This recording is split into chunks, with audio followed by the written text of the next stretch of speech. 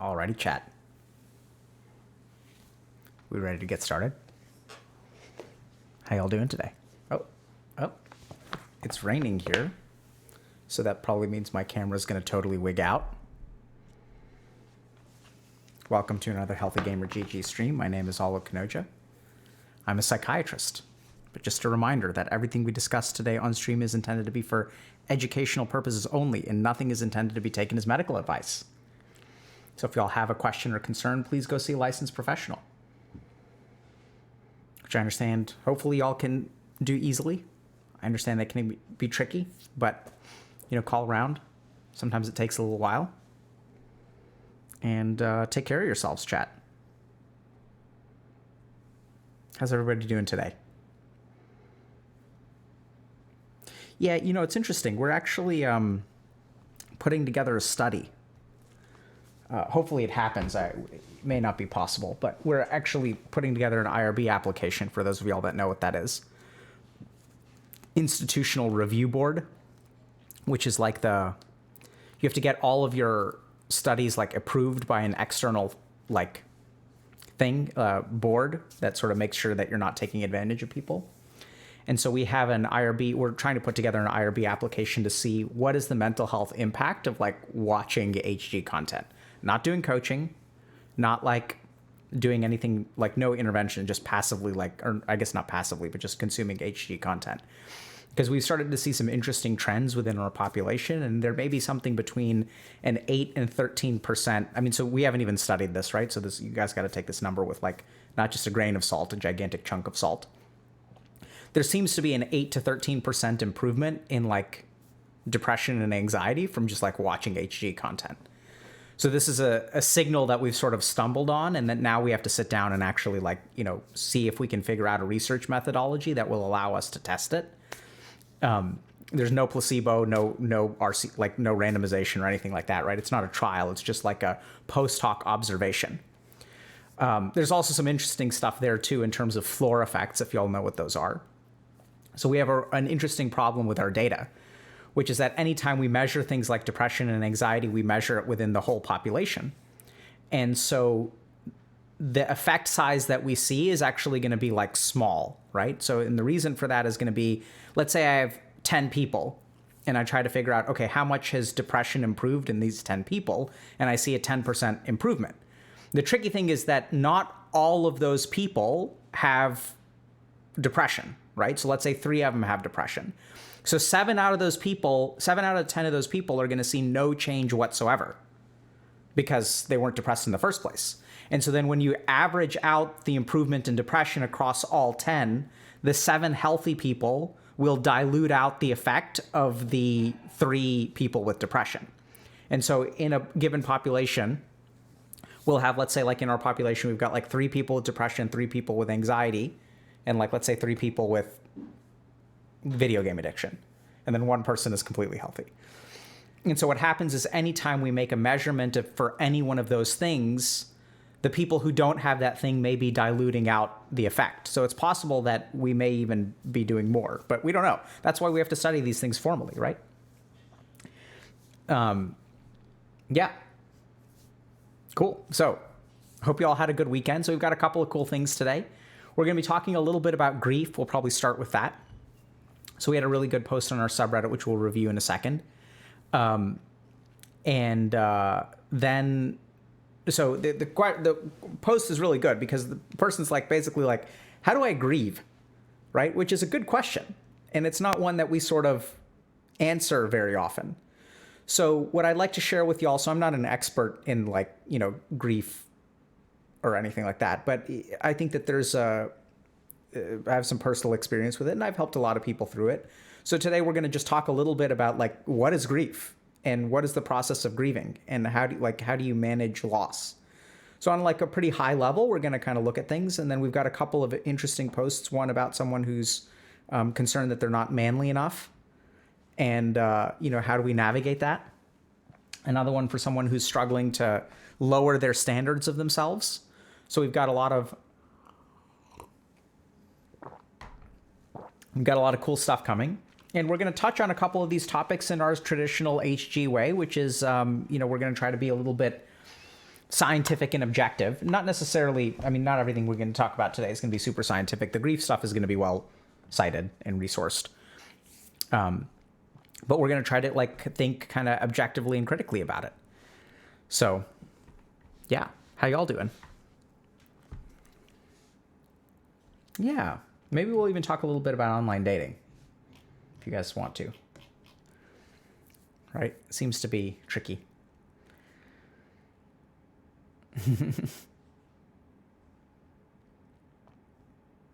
How's everybody doing today? Manhood and now. Sip.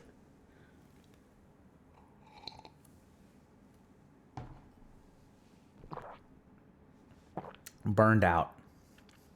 Yeah, so I had a kind of interesting experience this morning. Like, I feel energetic today, but I just don't feel like doing work. I don't know if y'all ever feel this way, where sometimes you feel like procrastinating because you don't feel like you can work, right? Like you don't have a whole lot of energy and you need to do stuff, but you just don't feel like doing it. Today was a little bit different because I feel fantastic. I feel full of energy.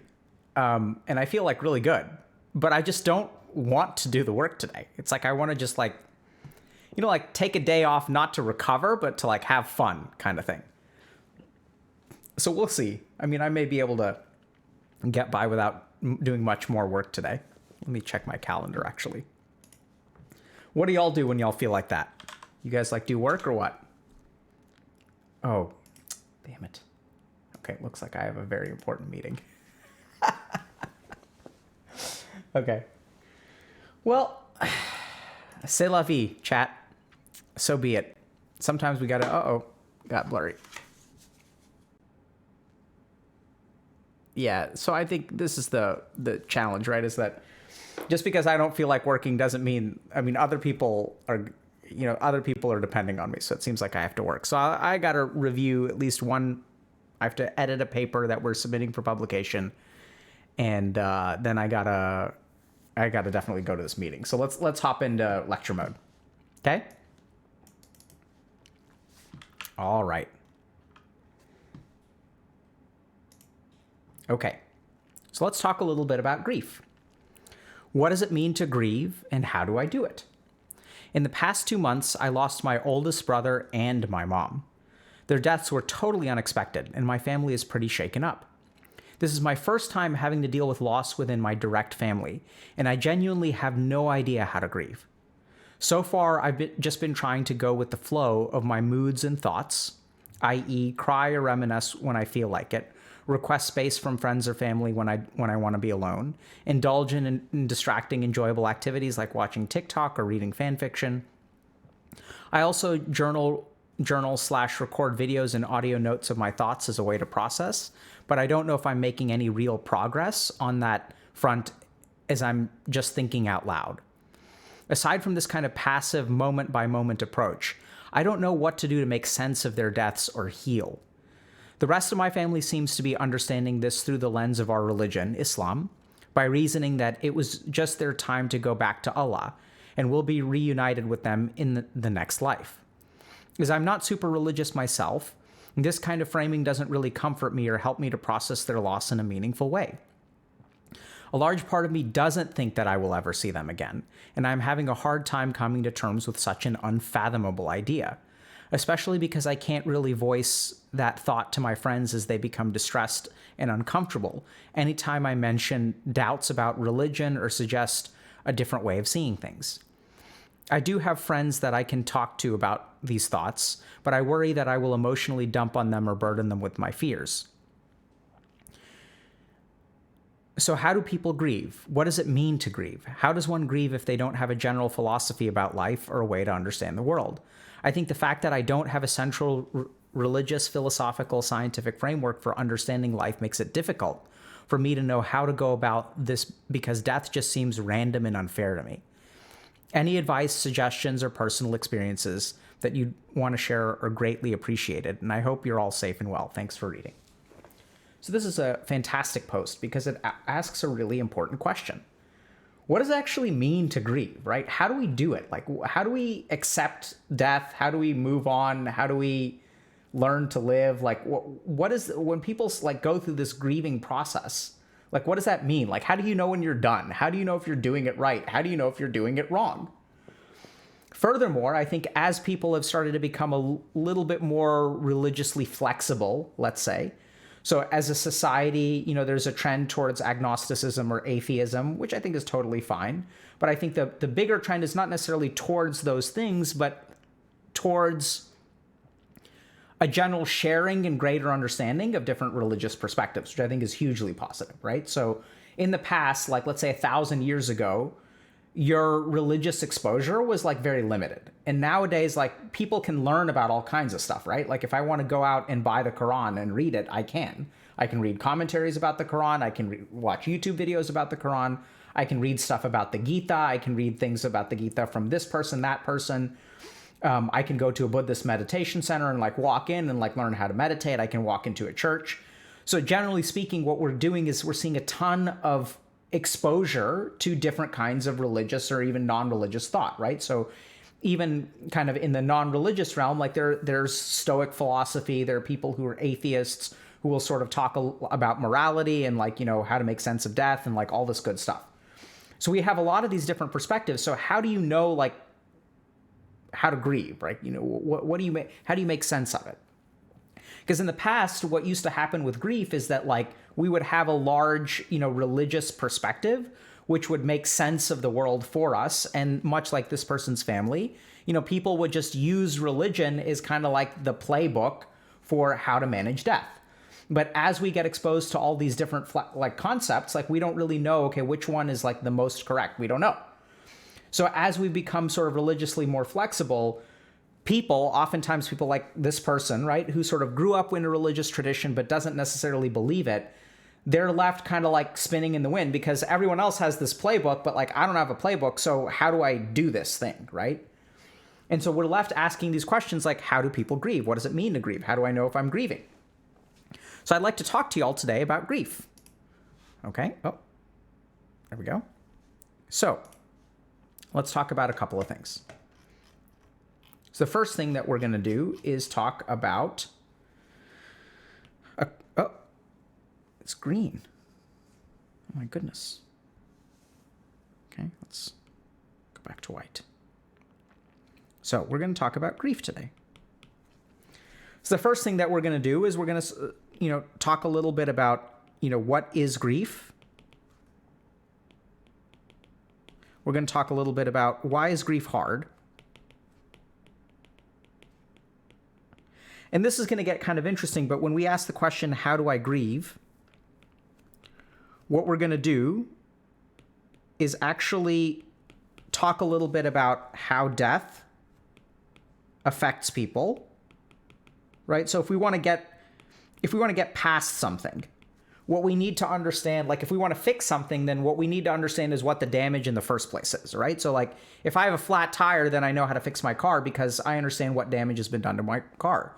So what we're going to start with was actually like, how does death affect people? And once we understand how it affects people, then we can sort of move on to, how do I set things right?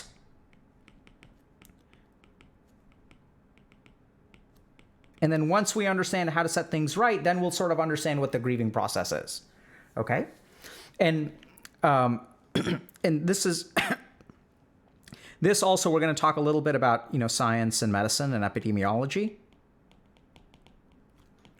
We're going to talk just a little bit about death today.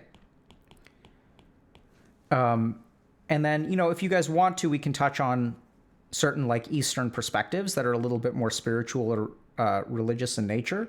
That's kind of optional. I'm not sure that I want to do this along with the rest of the grief stuff, because I think it's important that I feel pretty confident that this part is going to apply to everyone. Whereas depending on your perspective or your belief system, like this part may not apply to you. And I just haven't decided like internally whether I want these things to be together, right? Because then I don't want to come across as being quite objective here and feeling very confident in what I say, like scientifically, and then sort of adding some Eastern stuff at the end. And I just want to make sure that we separate those two things out, because I don't want anyone to think that this is just the scientific is like this stuff, okay? Because it really isn't. So the first thing is, so we're going to define a couple of things, okay? So number one, so what is grief? So the term bereavement, and we're going to start with some vocabulary, means losing a loved one. Okay? So this is kind of interesting statistics. So on average, when one person dies, there are 9 people who are bereaved on average. So what this means is that if you look at the average human population, if one person dies, there are going to be 9 people who are going to be severely affected by that person's loss.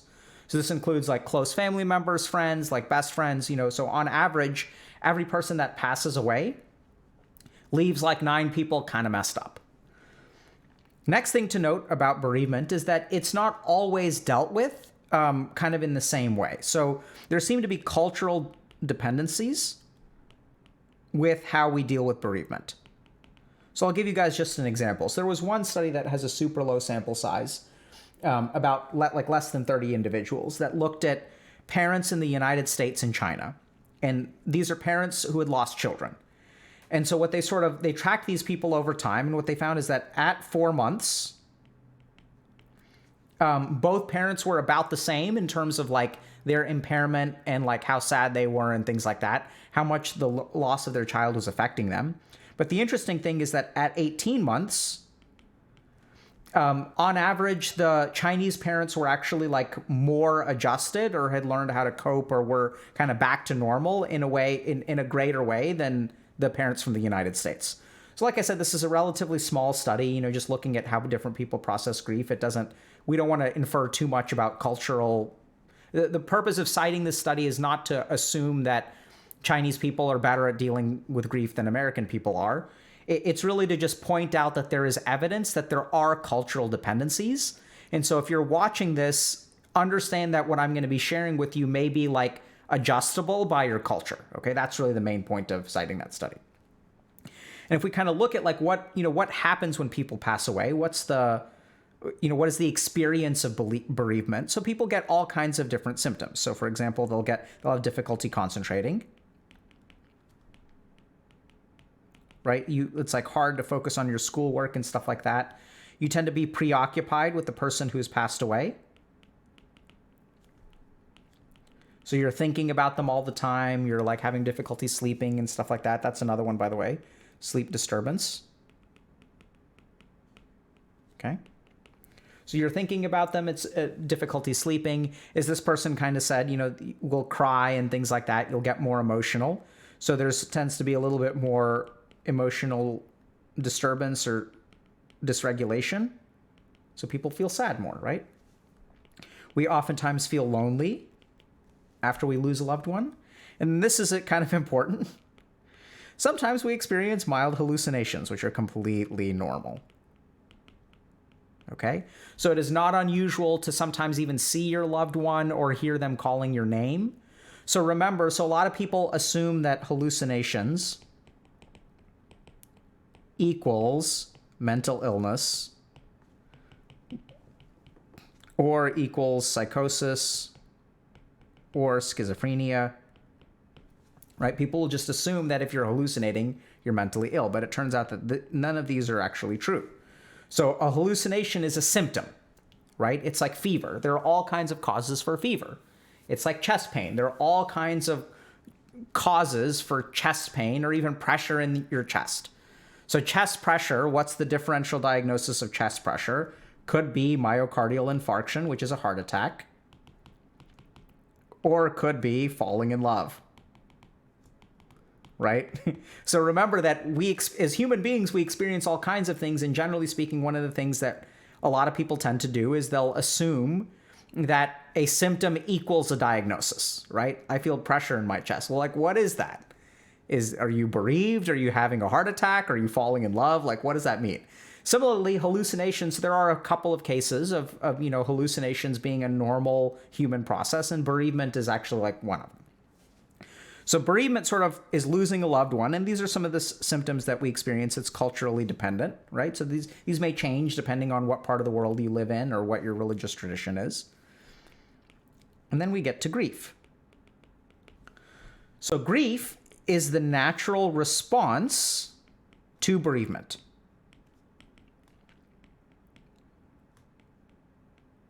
Right? So grief is like the way that human beings adapt to and respond to losing a loved one. So it's also important to note that, grief is not necessarily or definitely a response to bereavement, but it can also be like a response to a breakup, even losing a job, right? We can be grieved about all kinds of things. Getting expelled from school, like it's not necessarily the death of a loved one. And so grief actually has a number of different kind of manifestations. So this is bereavement, right? And then as people start to grieve, as they start to respond to the loss of the person, it's characterized by similar things to bereavement, but like there are a couple of things that are a little bit different. So one is that exploration is inhibited.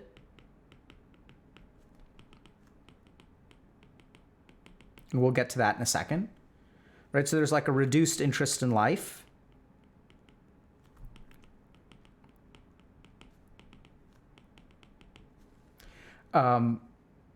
This is a really actually common one that people are surprised by. There's an unfamiliar incompetence in daily life. So this is a key one to zero in on. When someone you love passes away, it's kind of funny because it's like bizarre, but you just start to feel like you're bad at stuff that you're normally not bad at.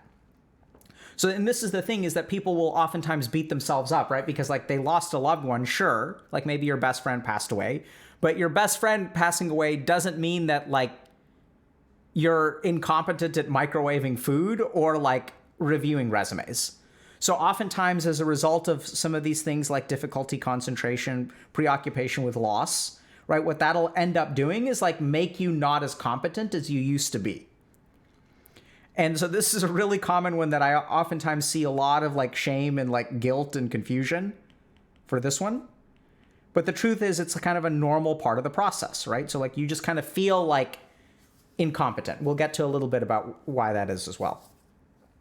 So, and then the last thing is that oftentimes when someone passes away, there's confusion about long-term goals.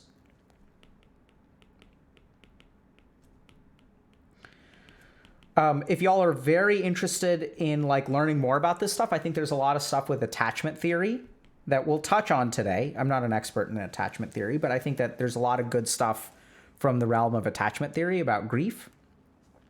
But this is essentially what we can expect from, the grief response. And over time, what we're going to try to do is like, since these are the ways that we get affected, we're going to try to like fix each of these things. Okay. So these will end up with sort of like,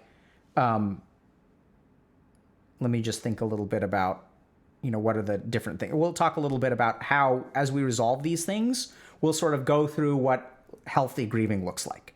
But before we get to healthy grieving, let's talk a little bit about unhealthy grieving. So this is really key, okay?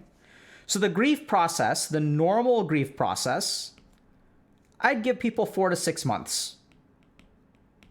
So a lot of people, like, I guess we don't get taught this stuff, right? But like, what's a normal amount of time to grieve? So like, how long should you have this grieving debuff? And I'd say that on average, it should be like 4 to 6 months, with some stuff lasting up to a year. But generally speaking, if you're still having some kind of struggle, like really a struggle, after 1 year of a particular loss, chances are you've moved into the psychiatric diagnosis of prolonged grief. And prolonged grief is characterized by, sustained grief longer than normal, and also impairment of function. So if your grief is really it's okay for it to be like making things a little bit trickier, but you should still be able to, at the 4-month mark, be able to, participate in school. Maybe it's not quite as easy to concentrate, but you should be able to do your assignments. You should be able to take tests. You should be able to go, continue to work at your job if you want to. You should be able to exercise, cook for yourself, clean for yourself, whatever your standard is. Maybe you should still be dating or, be able to enjoy going to the movies or things like that. You may miss that person when you're at the movie because you have memories of, how y'all used to watch movies together. But generally speaking, we're talking about, the normal grief process, like these kinds of symptoms should last about 4 to 6 months. And then, some of this stuff should start to get better over the course of like 1 year. And if it's taking you longer than that, then you should seriously consider seeing a mental health specialist and sort of think a little bit about prolonged grief or kind of what's holding you back. So the other thing is that it's not just prolonged grief. So there's evidence that shows that grieving can be a risk factor for precipitating other diagnoses. So for example, 20 to 30% of people who grieve and have lost a loved one will end up with MDD or a depressive episode. Now, what this sort of means, so it doesn't mean that 20% of people, I have to clarify that number. It doesn't mean that everyone who loses a loved one has a 20% chance of getting depression. That's not what that means. What this means is that for people who have major depressive disorder, about 1 out of 5 of them, if they lose a loved one, that can be a risk factor that will trigger their existing illness, right? So remember that major depressive disorder or clinical depression is a case where someone has some kind of like genetic or like, upbringing related predisposition for depression. There may be like some kind of vulnerability to a neurochemical imbalance. So what we tend to see in people who have a depression is that grief can trigger that imbalance. And then they get into the depressive episode, they get treatment, they get better, and everything can still work out. It's not that big of a deal, but it can absolutely trigger an actual depressive episode. The other thing that sometimes happens is that, remember that major depressive disorder is a vulnerability, right? So there's some amount of like genetic stuff going on. And then in the right circumstances, that predisposition for depression will actually manifest as depression. So in some cases, what we'll see is that major depressive disorder, their first episode is triggered by grieving, right? So that's like a major stress on the mind, a major stress on the body. As a result, like it can trigger your depression. So we also see that about 22 to 27% will get some kind of anxiety, right? So once again, about a fifth. So generally speaking, loss of a loved one does not cause PTSD unless it's like particularly violent or something like that, or like particularly traumatic loss. But it does appear that losing a loved one increases the risk of PTSD if something else happens down the road, and it about doubles the risk. So there's something about, the state of grief that forms some kind of stressor on the mind that allows you to be more vulnerable to other things. So if you have PTSD and you lose a loved one, sometimes your PTSD can get worse. If you lost your loved one in a particularly traumatic or profound way, it can cause PTSD, but we do tend to see things like depression and anxiety kind of get worse or sort of get triggered somewhat by the grieving. Okay? And so these two warrant mental health evaluation and treatment. So like this is where, if you guys have, if you've lost a loved one and you're kind of like difficulty concentrating for a few months, you're feeling kind of lonely, like you're having trouble making sense of the world and your life and stuff like that, that's all completely normal. But if it's getting to the point where, 6 months have gone by, 8 months have gone by, you're having trouble getting out of bed, you can't go to work anymore, you're having like nightmares or flashbacks or things like that, or your grief lasts longer than a year, then you should seriously consider getting mental health treatment. Okay? Now, talked a little bit about unhealthy grief. So now what we're going to do is talk about the process of mourning. So mourning is like going through grief, okay? So it's kind of like the process of adapting to and integrating grief. Right? So once we have a loss, like we as human beings need to like adapt to it, adjust to it, integrate it into our lives. And generally speaking, there are a couple of important like components of mourning. So one is accepting the loss,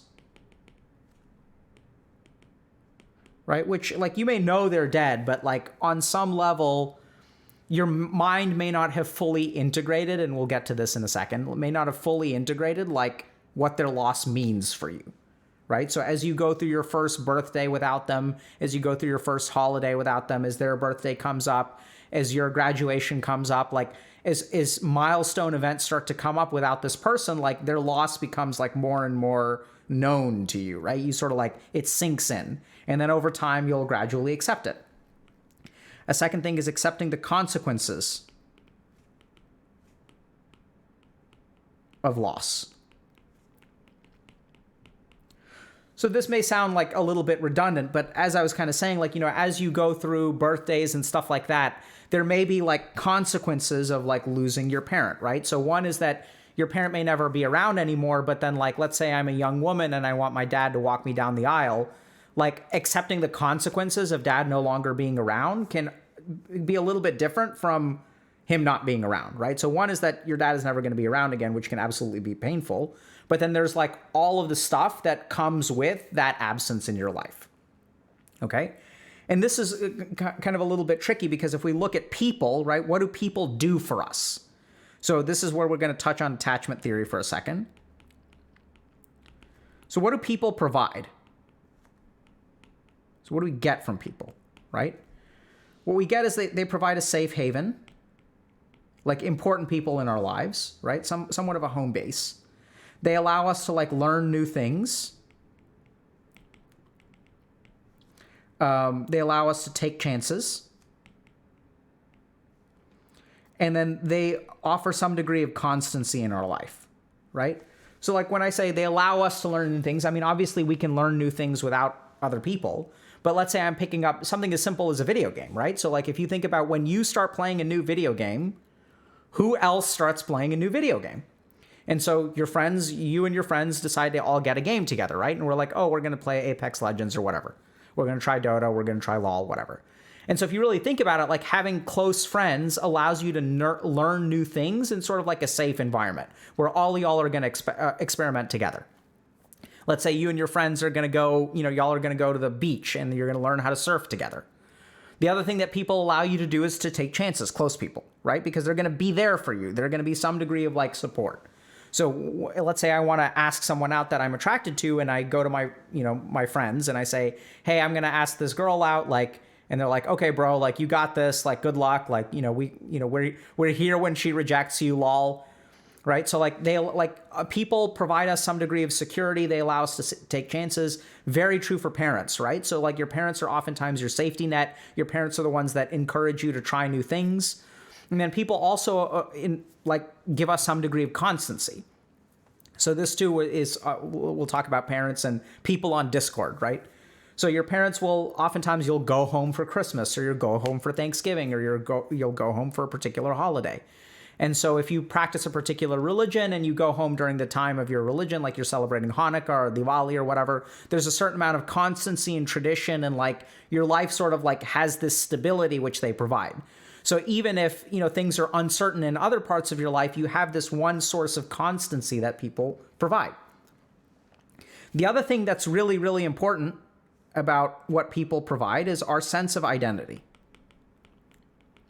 And this may sound kind of confusing because, you know, wouldn't you assume that identity comes from within? Well, no, actually, like your identity, a big part of your identity actually does not come from within. The lion's share of your identity, actually, depending on how much into yoga are, you can even say all of your identity comes from everywhere except for within. And that may be kind of confusing for a little bit, but if you think about who you are and how you identify yourself, those tend, like all of those attributes don't actually come from you, they come from the external world. So if I identify as like a gifted kid, for example, right?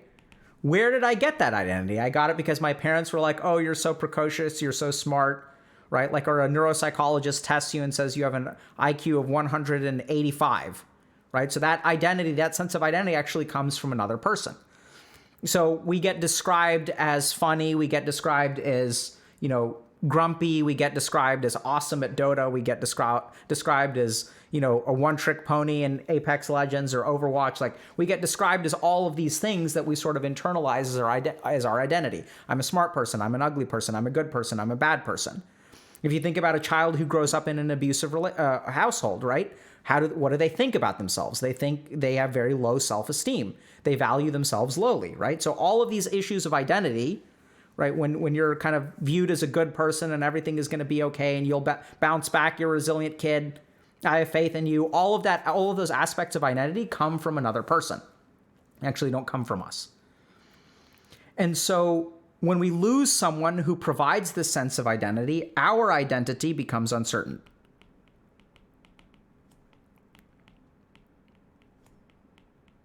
Right? So if you just think a little bit like, I'm going to mention a couple things that are kind of sad, but like, well, let's just take the case of a kid, right? So a kid, let's say a 7-year-old kid who loses a parent. The parent is going to be a major source of, like comfort and reassurance and telling the kid, like, you're a good kid, right? You're loved. And so if you think a little bit about that, if you remove that parent from the equation, how is that identity going to change for the kid over time? Like, there isn't that person telling them constantly that you're okay and I accept you unconditionally, right? So that's going to be like a very, very big shock to their sense of identity. So when we lose someone who is close to us, our sense of who we are changes. So the next thing that happens is that we have to change our relationship to the lost object.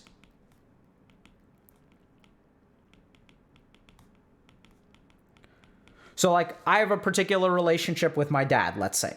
But if my dad is no longer around, like, I still have some kind of relationship with him. I know it sounds kind of weird, but like, I relate to him, right? So like, something about my life will continue to be affected by him, the things that he taught, the memories we have, the pictures we have, like all those kinds of things are still going to be like part of my life, right? He's not like truly gone because he continues to exist in my mind.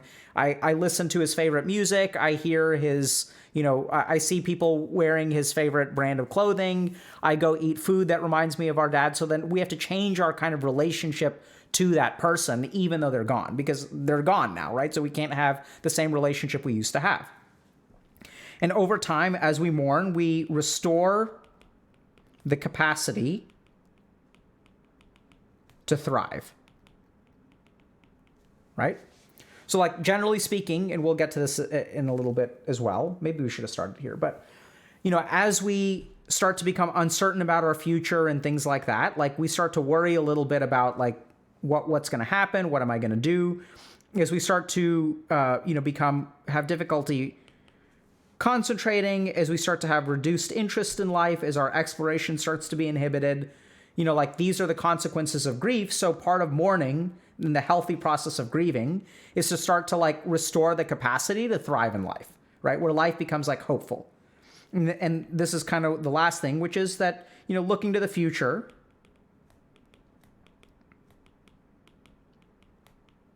with happiness and optimism. And this kind of presumes that, you were looking to the future with happiness and optimism before the person passed away. But basically kind of like being back to square one with this like integrated sense of loss. And this is the process of mourning. So when we talk about successful grieving and how do I grieve, it's basically to like go through these stages, right? So the first is you get affected by the grief in this way. The bereavement causes these basic things, right? So like hallucinations. And then if we think about the bereavement is over here and you are over here, there are going to be changes to your person, right? So you will start to change. And that process is grief. As you integrate those changes and adapt, there's a smiley face. It's a bad smiley face, but then as you go through the process of mourning, what we want you to do is kind of like adapt to those changes, start to reconceptualize life, Still a bad smiley face. GG. And then sort of like learn to accept the loss, learn to accept the consequences of the loss, change your sense of identity, like reintegrate yourself, change your relationship with the person who's lost, and then hopefully start to be like optimistic about the future and like, be able to enjoy yourself. So let's talk a little bit about, in general, like what happens. And so this is kind of like a, stepwise fashion, but now I'm going to try to summarize everything, okay? So here's you. And generally speaking, when we try to make sense of the world, our sense of the world is about constancy. Okay? And so if there's a kid who's like learning about gravity, for example, like gravity is actually really reassuring because it always works the same way. So you can count on it, right? As human beings, like we operate most of our life, like counting on things to happen. So I know that there's a lot of uncertainty in the world in COVID, but we still like wake up every day and like I count on my toilet working, I count on the sun rising, I count on my car starting, I count on, my family members being at home. But like my life is organized and makes sense because of the constancy of it. And a huge part of that constancy is other people, right? So if I think about like my life is what it is because my wife does particular things, my kids do particular things, y'all do particular things. So I rely even on, the internet to show up when I'm doing these kinds of things, to watch these kinds of videos. And so everything in the world makes sense. And if there is constancy and if there are rules to the game, then I can plan a strategy. Right? If I know like how to play the game of life, or if I know the rules of the game of life, then I can plan an appropriate strategy. For example, like we have phrases like business casual, right? What does business casual mean? It's like a rule. It's like a way to sort of describe what I'm supposed to wear. So like people tell me, oh, it's business casual. So then I know how to like plan a strategy for this kind of event. Like what kind of people can I expect? Or is it like, do I need to wear a tuxedo? Like, what's the attitude? What's the atmosphere? What's the tone? So we use all of these terms like business casual or like, other kinds of man-made constructs to plan a strategy for life. Now, the tricky thing is that when we lose someone, right? So when someone passes away, this constancy gets shaken up. So if we think about like, I'm planning my future and I'm thinking about all the different things that could happen, but they all involve this person's influence in some way. So let's say like a parent, right?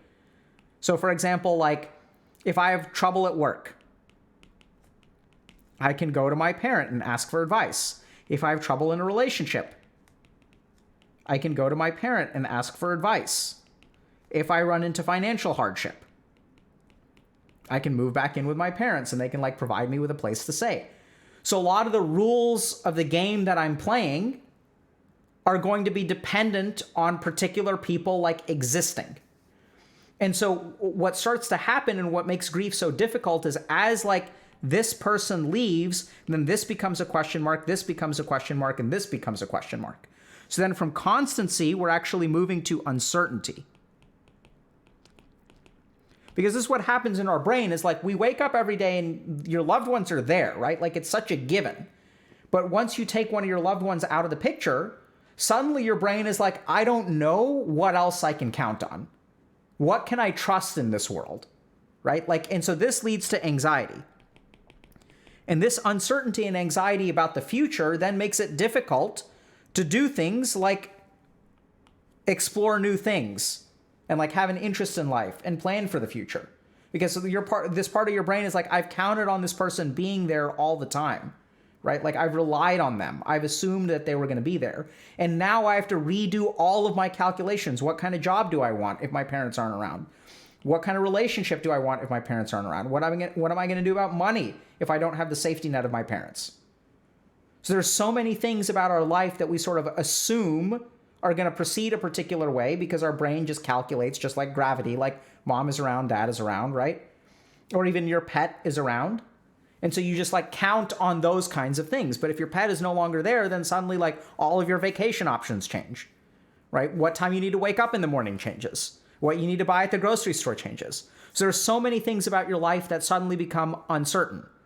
And as we become uncertain, this leads to kind of anxiety. And then like this anxiety then leads to a lack of exploration,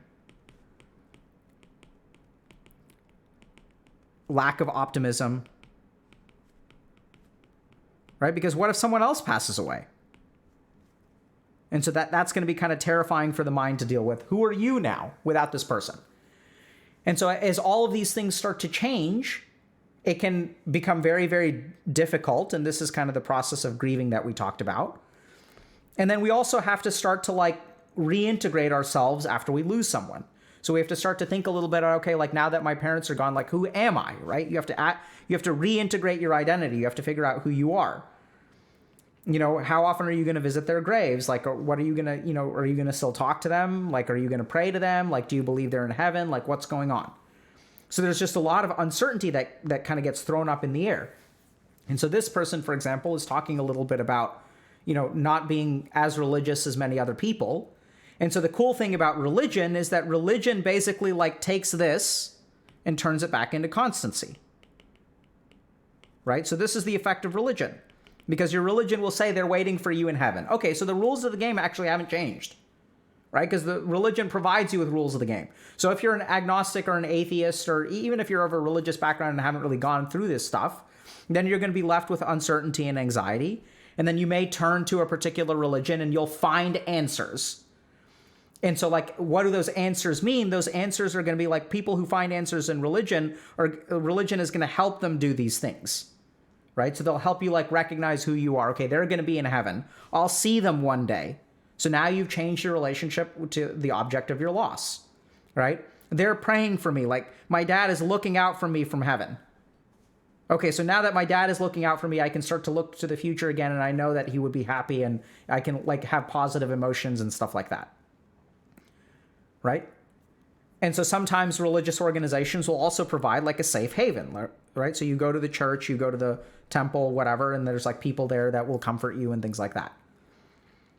And so this is basically the process of how to grieve, right? And people will say, oh, well, I mean, we haven't talked too much about the how. These are sort of the goals. And so like, how does this manifest? So I'd say that sometimes, there are going to be things like what this person said. So there's going to be like moment to moment emotional experiences.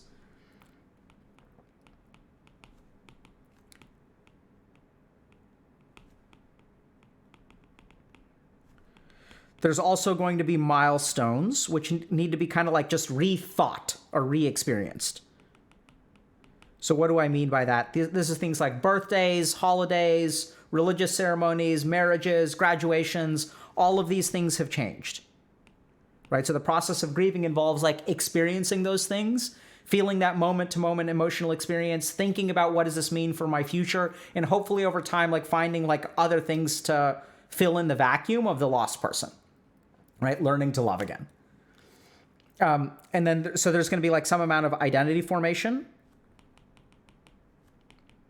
So who you are may change in your mind.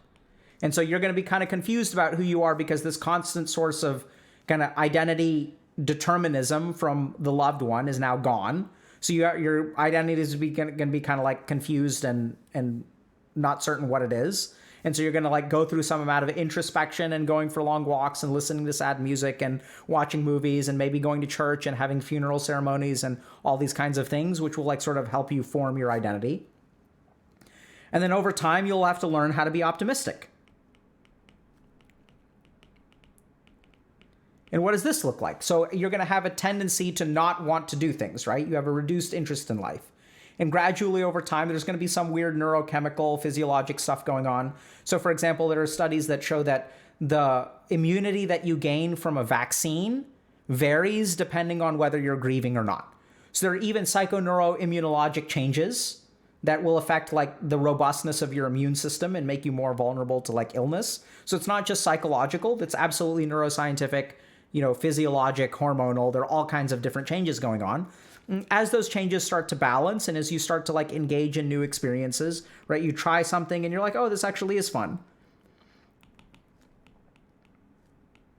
So a good example of this is if you've lost, a partner or spouse, right? And then like, you're like, okay, I'm going to be alone forever, which sort of makes sense. And then you meet someone and you get a little bit attracted to them. And then like you go on a date and you enjoy yourself. And then you feel guilty for your enjoying yourself. And then you're like dealing with all these things. Then you have an identity impact, right? Because you're like, oh my God, I'm betraying my wife. Now I feel like I'm being unfaithful to her.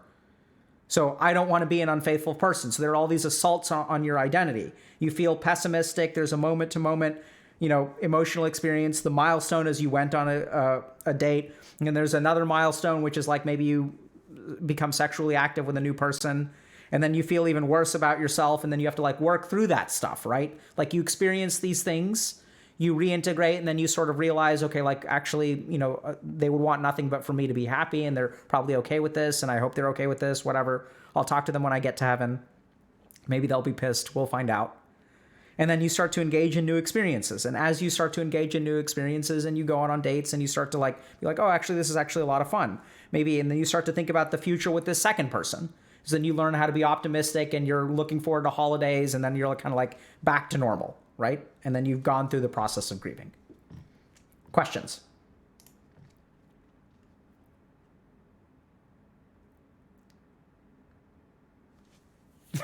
Yeah, so maybe some of my random examples, which are used to support the point, are maybe hitting a bit close to home. So I think this is absolutely the kind of thing that, for example, like an interview would do really good at like illustrating this stuff, right? It'd be nice if we could like pair like a solid interview with this, of someone's experience of, okay, I've lost a partner and now I feel like really bad about myself. So then like we would see all of these features at play as we go through the interview. Right?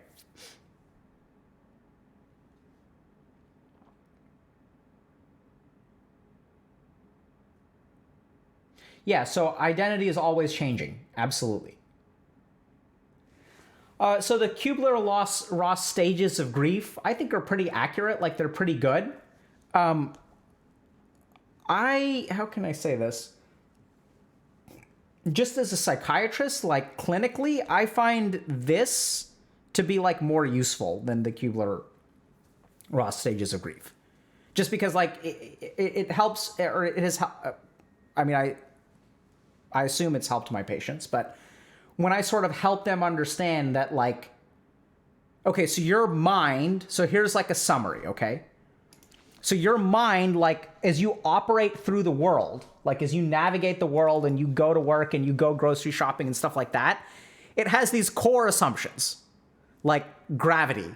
The sun rises in the morning and sets in the evening. This person exists in my life. And so what makes grief really hard is that like a fundamental about your universe has been changed. It's suddenly like gravity has stopped working. The sun is no longer going to rise. This person is gone.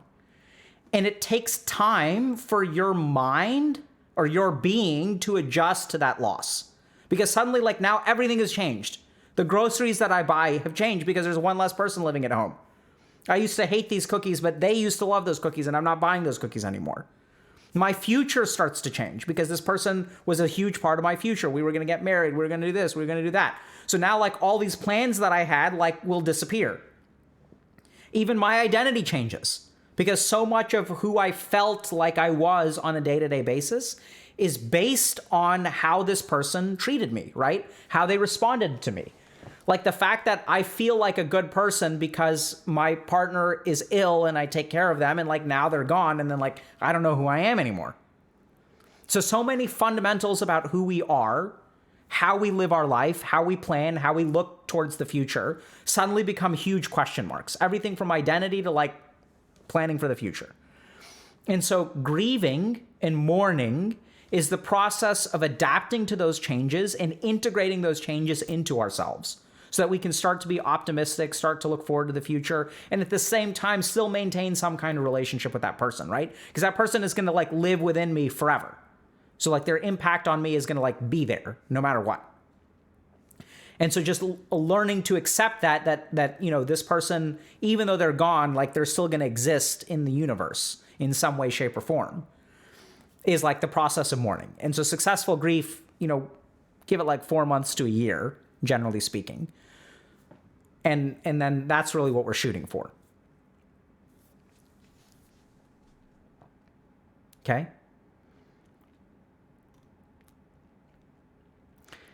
Yeah. So there's a good question. How do you mourn a loved one that you don't really like? And I think that process is still the same, right? So I know it's kind of interesting, but we're making a lot of assumptions. So let's say like there's a loved one that you don't like. You still have to change your relationship to them. So for example, like if, let's say you had an abusive parent. So you may not like them. And so you're angry with them. And you had it on your mind to one day tell them exactly how you felt, right? You wanted to one day like tell them, hey, you've been really mean to me and I really dislike you. I'm very angry at you and I have not forgiven you for everything that you've done to me. Screw you. And you want to say that to them, but you never had the balls to do it or call it whatever you want, right? Ovaries. So you never said those things to them. And so there's some amount of resentment and like now they're gone. So like there's never going to be justice. You're never going to get to tell them. So you still have to change your relationship to that person, right? Like you're never going to be able to tell them. And so like you may tell them at their grave, you may tell them at the funeral, you may like write a letter and burn it. You may, you may go piss on their grave, like whatever you want to do. Like you can do some kind of mourning attribute, which still involves this sort of scientific attachment theory kind of idea of like changing your relationship to the person. So mourning is like absolutely, whether you like the person or dislike the person, the main thing is that you adapt to their absence, right? That's what healthy like grief looks like. It's like adapting to their absence. And that can be letting go of your resentment, or it can be doing, something disrespectful to them. Like it can be whatever. And at the same time, it's also like in terms of identity formation, if you had an abusive parent, like a big part of that identity formation has to happen anyway for you to be healthy, which is recognizing that the way that this person treated you is not actually accurate. That's not who you are. The way they treated you is actually inappropriate. So it's absolutely relevant for people who you didn't like either, right? It's just major figures in your life that can be negative, and then you still have to reintegrate without them. And so other good examples of things, so when I've had patients who have had parents who are not the nicest, a big part of that mourning involves coming to terms with the fact that they will never patch up that relationship. So for most kids who have parents that they don't get along with, deep within them, there's like a small, very, very like resilient desire to like patch things up, right? You want one day, like you hope, it's like this wish that you have that one day you guys can patch things up. But when someone dies, like that can never happen. And so it's even mourning that possibility, like that hope that you have that one day I hope my parents understand. One day I hope they understand. One day I hope they understand. I had a patient who came out as homosexual and parents were religious and really didn't accept it. And, poor person was just hoping one day that like their parents would come around. As the world changes, as like it becomes more common, like one day hopefully my parents will accept me. They had grandkids, like, they were hoping to be accepted and like parents were interested in the kids, but not in anyway. So it's all it gets tangled up. So oftentimes, even in the case of parents or the loved one that we didn't get along well with, the mourning process still happens, right? Like it still needs to happen. Good question.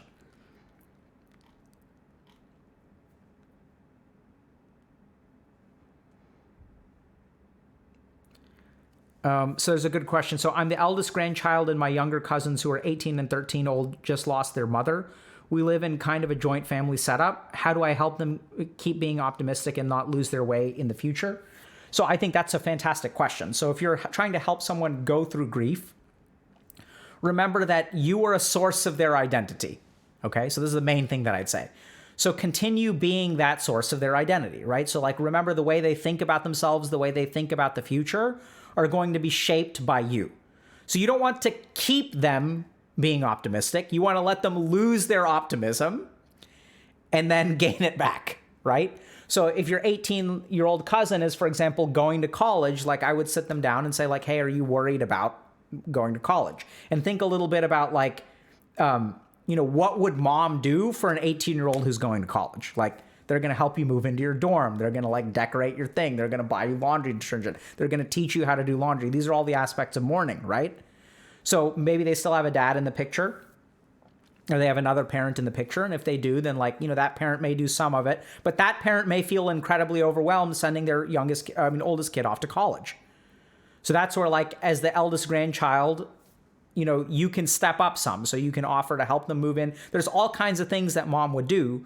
So it's like, it can be helpful for you to sort of step up and try to do some of those things. And the signal that you're sending to them slowly is like, even with this loss, like your life is going to be okay. There are other people around who love you. There are other people around who are going to take care of you. All the things that mom can't do for you anymore, like, that's okay. Like, there are other people around, and I'm one of them. As 18-year-old or 13-year-olds start to crush on people, or as they start to, like, get into relationship stuff, just be there for them. And so that's the cool thing is, we said at the very beginning that every person who passes away leaves on average 9 people bereaved. And the cool thing is that those 9 people can come together and support each other through that loss, right? So it's okay for them to lose optimism, but be there for them.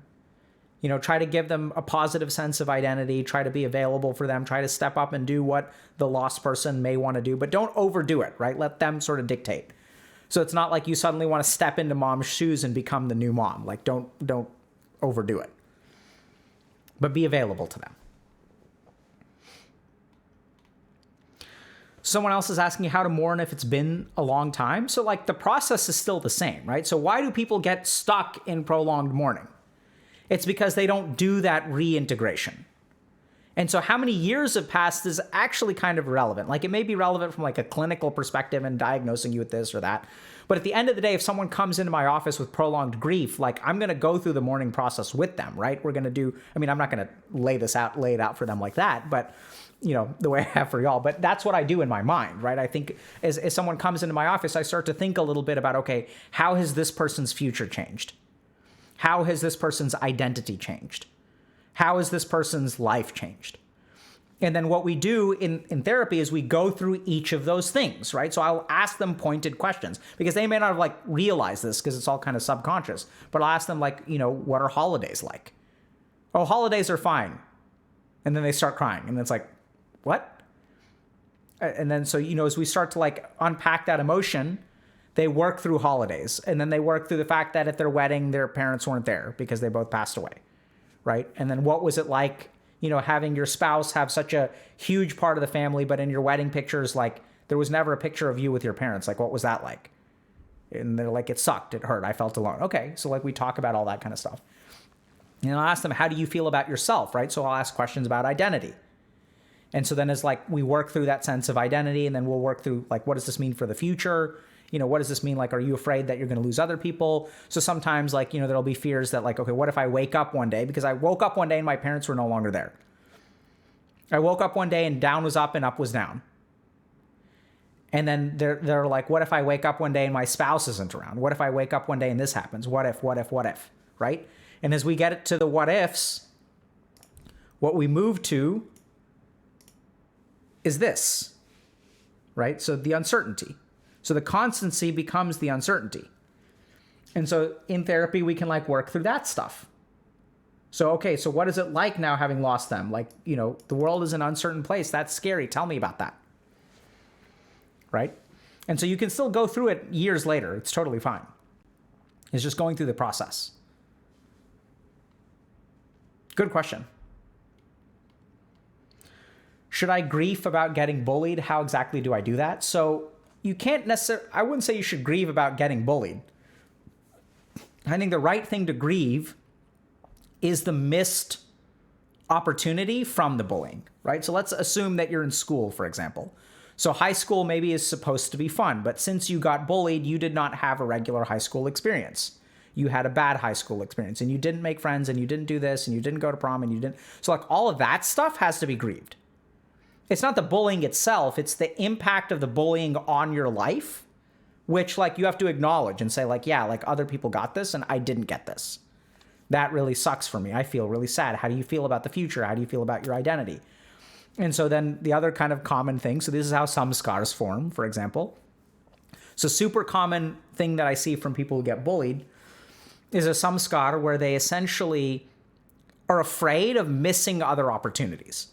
So like if I'm bullied through high school, what happens I had a 20-year-old college student, for example, who was bullied throughout high school. They weren't bullied in middle school. Like something weird happened in high school and they became the butt of a joke. And then it was like GG for the rest of high school. And so what they're afraid of, what they're paranoid about is that like something is going to happen in college, and then like college is going to be GG. We're going to GG out of college. Because like now I'm going to be bullied at college, and then like I missed this one opportunity, and so I'm okay with that. But I'm so paranoid about college being screwed. And then also like when it comes to work, they're like, I'm afraid that if like I say the wrong thing at work, then everyone's going to start making fun of me. I'm going to be the butt of the joke at work. So this kind of fear that comes from this missed opportunity in high school sits with them and starts to shape their behavior. Paradoxically, becomes a self-fulfilling prophecy. Because then now when they're at work, like they don't make jokes because they're afraid. What if people take the joke the wrong way? What if they start making fun of me because I said something stupid? And so as a result, like they don't make many friends at work and they feel themselves being marginalized. And then they get paranoid because they're like, oh my God, it's happening again. It's happening again. It's only a matter of time before they start explicitly making fun of me. Right? So that's all samskar. So the grieving process is very important because it like digests the samskar. It works through all those negative emotions. So then when you go to work, when you go to school, like you're not worried that something random will happen and you will be like marginalized and bullied for the rest of the next 3 years. Good questions.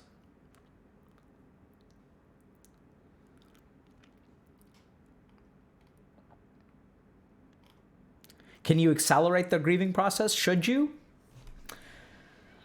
I mean, that depends on how fast. So I'd say like you should give yourself 4 to 6 months. But if you've been grieving for a few years, like I would absolutely intentionally go through the process of mourning, try to reintegrate yourself and like get on with your life.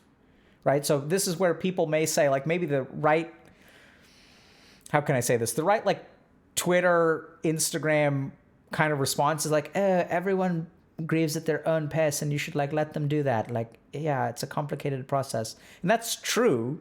But there's also a part of me that's sort of like, if you've been grieving for 6 years and you're not over it yet, like maybe you should accelerate the process and start living your life. Right? Like I'd say give yourself, that's why we added the time frame at the very beginning. It's really important for people to understand that grief can last up to a year.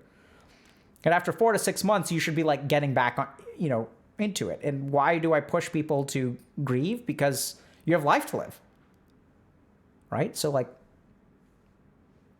go through your mourning process, reintegrate yourself, and then start enjoying life again.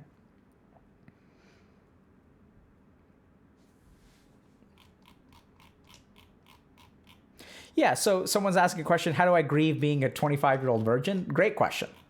So this is the important thing. So the problem with 25-year-old virgins is that they assume that their past performance is an indicator of like future returns. Right? Which if you guys know anything about the stock market, you can't rely on. So like this is the real problem with a lot of people who, are 25-year-old virgins is that they make assumptions about the future. Like I didn't realize that being a virgin at the age of 25 allowed you to see the future. Like you can do that? Like that's dope. Maybe that's what what all the celibacy and yoga is about. I don't mean to be unsympathetic, but honestly, like, you can, the trickiest thing is that you're making this critically incorrect assumption that because you haven't gotten laid at the age of 25, you're not going to get laid for the next 25 years. Whereas what I would say is that you haven't gotten laid until you get laid. And it's just it'll happen at some point. It happens for most people at some point. And there are 24-year-olds who are paranoid about it. There are 18-year-olds who are paranoid about it. There were 15-year-olds who are paranoid about it, that they haven't gotten laid yet, right? And so things are going to happen at your own pace. And should you grieve that? Absolutely. Like, so you should miss out. You can go through the process of mourning and sort of like, I didn't get laid in high school, didn't get laid in college. Now I'm 25, still haven't gotten laid. Like, woe is me. Sure. What does that mean about your identity, for example, right? It means that, oh, I'm a loser. Like you may think those kinds of things about yourself. So what does that mean for your future? So all the things that we talked about are absolutely relevant here, right? So like, let's just run through this example. So accepting the loss, right? So like, didn't get laid. Accepting the consequence of the loss, right? So I don't know exactly what that is, but let's go to identity for a second. So you may identify as an incel or forever alone, right? So this changes your sense of identity. It changes your relationship to the object of loss. So sometimes people will start to have resentment towards the opposite sex or same sex, depending on, where you are in the hetero-homosexual spectrum. Restore the capacity to thrive. This is absolutely something you need to do, right? Look to the future with happiness and optimism. Absolutely something you need to do. And this is where, so I think that like the mourning process is very important here, right? Because like it maps on really, really well. And this is why I like this as opposed to the Kubler-Ross stages of grief. Like it seems to map on to non-death related mourning processes. But should you mourn? Absolutely. No question. Because the truth is that as you go through that healthy integration, like you'll be able to, as you deal with the resentment that you have towards the people that, you didn't get laid with, you'll set yourself up to like have healthier relationships. Right? So I think it's very important. And this is where the person may feel a sense of identity, like I'm a loser because I haven't gotten laid at the age of 25, whereas like that's not necessarily true. It's just, you just haven't had sex. That's it, right? That doesn't say anything about who you are. It's just an experience that you haven't had. Like, I've never been scuba diving. Doesn't say anything about my identity except for the thing, like, is scuba diving cool? Sure. Absolutely. Do I want to do it? Sounds great. But that's all it is.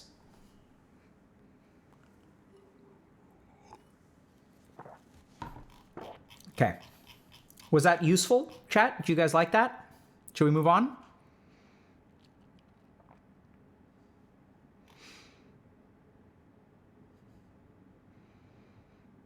Scuba stream. Okay.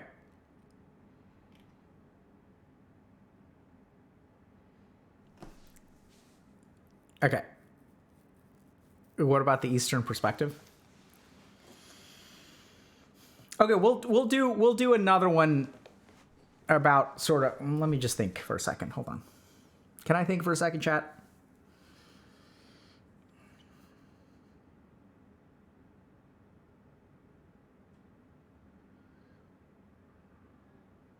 Yeah, let me prepare something. So I'll teach y'all. So I'm gonna put something together. Because I need to find the right meditation to teach with that. So we'll talk a little bit about death and what happens after death. And what is the nature of existence in life. And we will teach you to meditate so that you can conquer the mysteries of that which lies beyond the veil. Hashtag not a cult. Seriously, we're just gonna do now for ticket price is $5,995.95. No, but we'll talk about what lies beyond the veil. Sure. But we have to do it. Let me prep for it, and I'll find you guys the right meditation.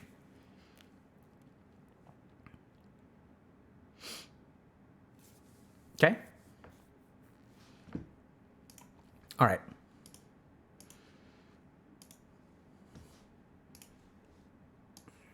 We've got good stuff, chat. A lot of good people in our community are sharing some hard things, which is good for us in a sense. Like we're all going to learn from their struggles. I feel like I'm too soft to be a real man. In my day-to-day life, I do consider myself happy, but there are some things I struggle with. This is such a great intro, right? It's like acknowledging that there's some good stuff and some bad stuff. Fantastic. All my life, I was told I'm not a real man because of my personality traits, mostly by my family. Growing up with two hyper-masculine military brothers didn't help that at all. As a kid, I liked dolls, makeup, as well as soccer and cars. Growing up, I wanted to be a firefighter and fashion designer at the same time. Toys didn't have a gender to kid me, neither did colors. Whatever was fun was what I did. Now as an adult, I still like Disney, books, and cute things. I love romance novels, I journal, I light candles for relaxation, and I dress up for fun. Sad movies make me cry. I prefer cuddling over sex, and most of my friends are women. In my friend group, people call me the therapist friend because I always try to listen and help others. When someone else is struggling, I immediately recognize that and try to comfort them. But my own problems can't deal with that. Looks like you're masculine after all, bro. I've been called unmanly for that too. No, it's mistaken. It's the other way. All that femininity makes me feel inferior. As hard as I try, I can't be as the tough man my brothers are. And believe me, I tried. I tried so hard. When I was younger, crying was basically forbidden in my household. Not even my grandma's funeral made me cry. And that's how much I repressed my emotions. While my brothers are literally fighting wars halfway across the world, I cry because a Disney movie made me sad. That's how pathetic I am. And I know intellectually that I know that it's not true. Emotions and being in touch with them is a good thing. I'm aware that thinking being feminine makes me pathetic is super sexist and outdated. I don't know that it's outdated because a lot of people feel that way. But I can't help it. Every day I feel like the masculine world is pushing me under and leaving me behind. The expectations put on men just aren't something I can follow, and it feels like I'm failing my social role every day. This, by the way, is a common shared experience of very manly men, I will have you know. The fact that I am very much bisexual does not help.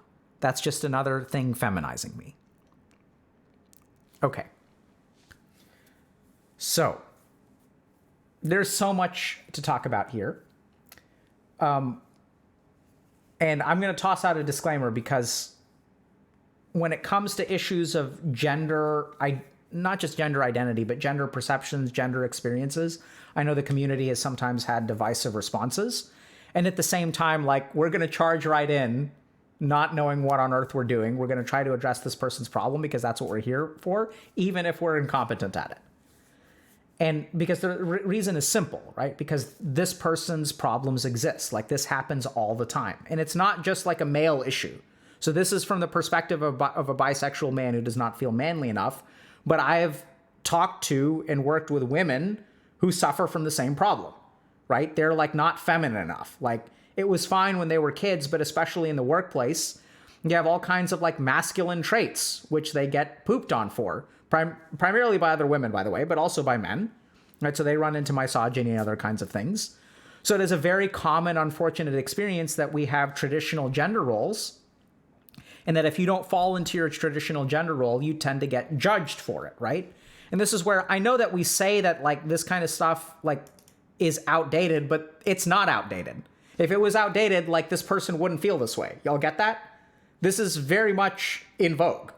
Like gender norms, asking people to adhere to gender norms, like we call it outdated. We say that we're past it, but we're not actually past it, right? As a society, we're not actually past it. That's why these people feel this way. I know it's kind of bizarre, but like that's actually the truth. You know, and this is not, I'm not trying to, so like a couple of disclaimers. So the first is like, I need to be able to make a statement about one gender independent of another gender. Not all things that involve one gender have to be done in reflection of another gender, right? So we have to be able to like comment that, for example, like let's just use one example, which maybe it will alienate people, but that's why I'm picking it. So if we talk about sexual assault, right? So like sexual assault, so men underreport their sexual assault and also get treated differently and don't get as much, they don't get very much support for reporting sexual assault. Now, we can talk about that, and even I was about that. They don't get as much support as women, but I don't even know if that's a fair statement. But the key thing is if we're talking about sexual assault for men, a lot of people may say, but sexual assault is a problem for women as well, which I completely agree with, right? So you can also make the argument that not argument, this is scientifically true, women underreport sexual assault. There are all kinds of negative consequences for women who suffer from sexual assault. My point is that like we have to be able to talk about each gender and the problems that they face without it reflecting or being compared to the other gender. Like this isn't a competition of which gender is the most screwed. Maybe it is in other places. But what we're here to do is help individuals. And if gender is a part of the problem that you have, then so be it, right? Then we're going to try to support you in that.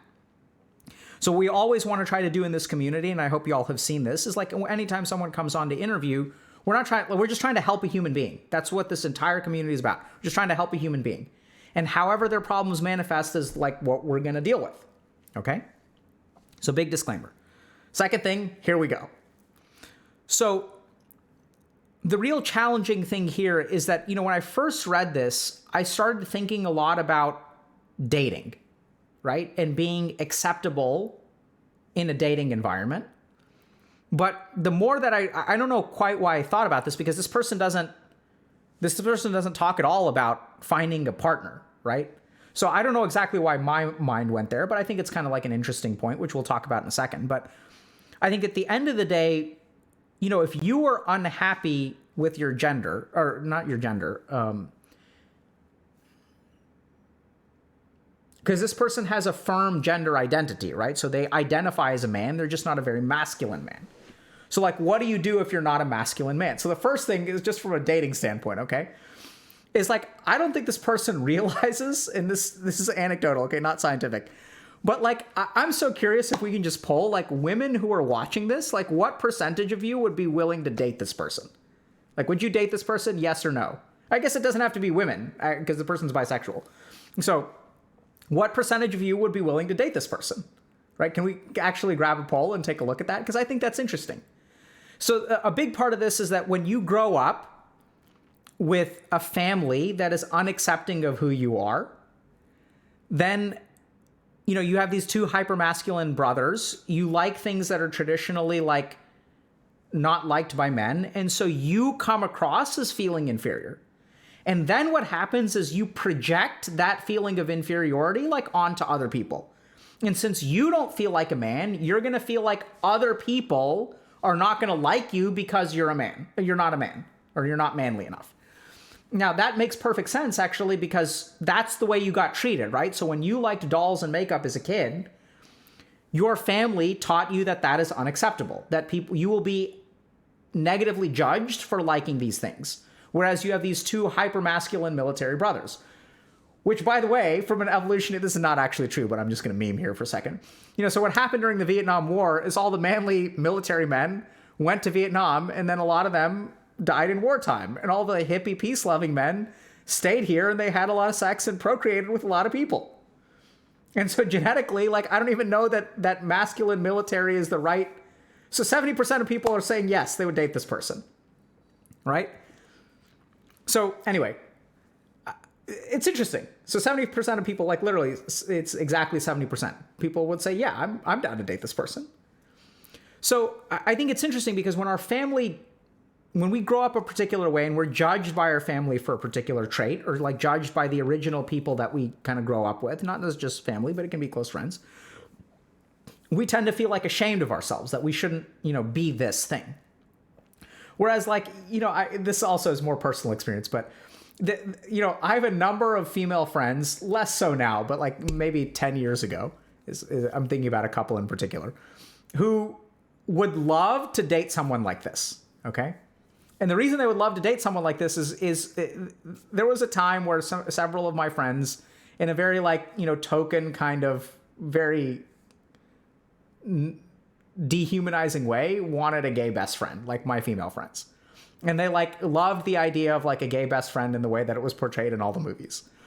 And so then there are even one or two of my friends who would try to like date gay, like they would start hanging out with gay people and they would fall in love with them and they would try to convert them. Like, I actually know people that did this. Okay, so I'm not saying that that's good or anything, it's just personal experience.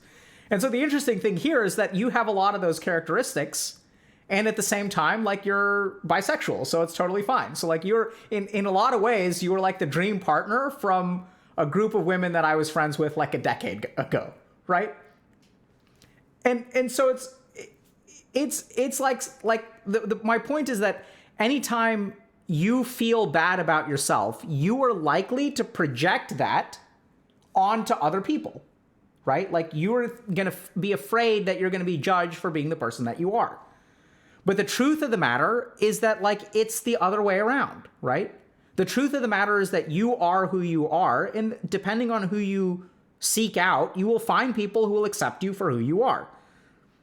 So your masculinity doesn't necessarily, like, you may do some things that are traditionally masculine, some things that are not traditionally masculine. And if you want to do more masculine things, then by all means, go and do more masculine things. You know, learn how to change a tire or whatever it is that masculine people do. Go learn how to chop firewood and grill. You know, like, if that's what you want to do, like, go do that. If you genuinely enjoy doing those things, then I'd say go do those things. But if you don't enjoy doing those things, then, like, that's okay. Right? I think, thankfully, there are people out there who will probably accept you for the things that you enjoy doing. So a lot of people, you know, find people who like romance novels, and, like, who cares if they're men or women? Like, who cares? Right?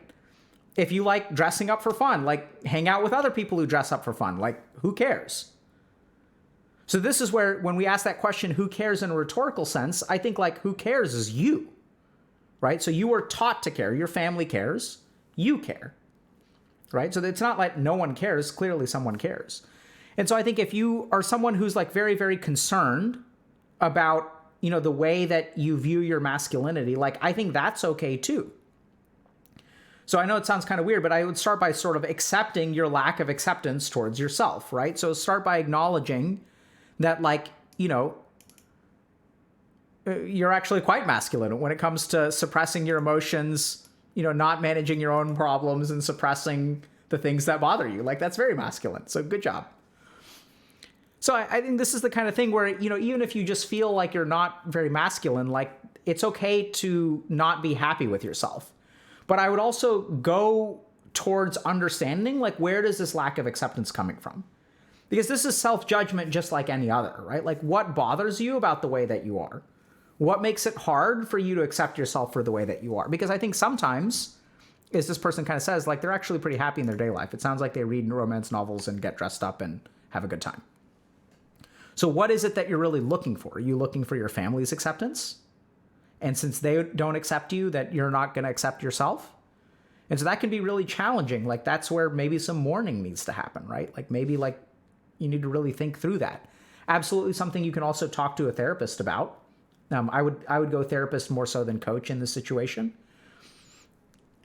But, you know, I think it's okay to not be manly.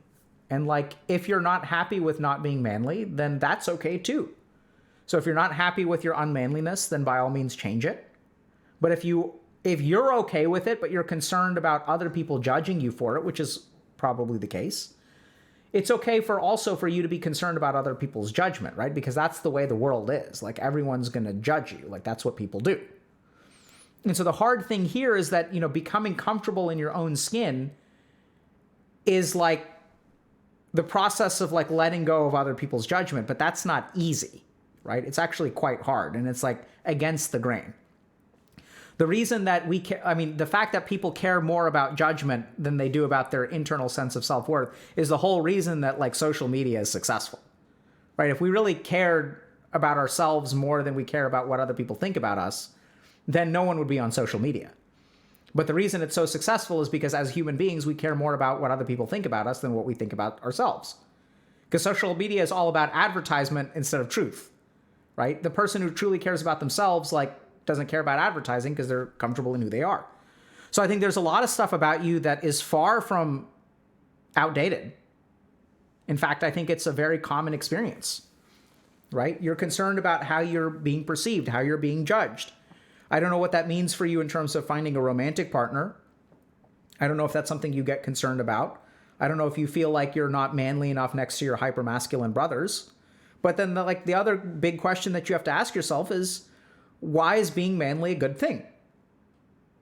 Why do you place value on being manly over not being manly? These are the kinds of questions you really have to ask yourself, right?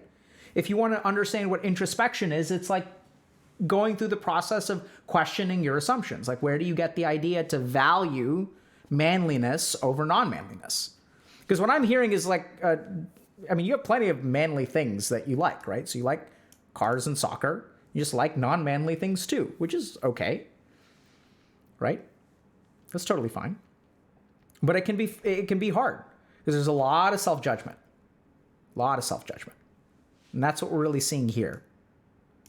But yeah, I think, you know, the expectations put on men just aren't something I can follow, and it feels like I'm failing in my social role every day. Manly men feel this too. So like, let's just talk about this for a second.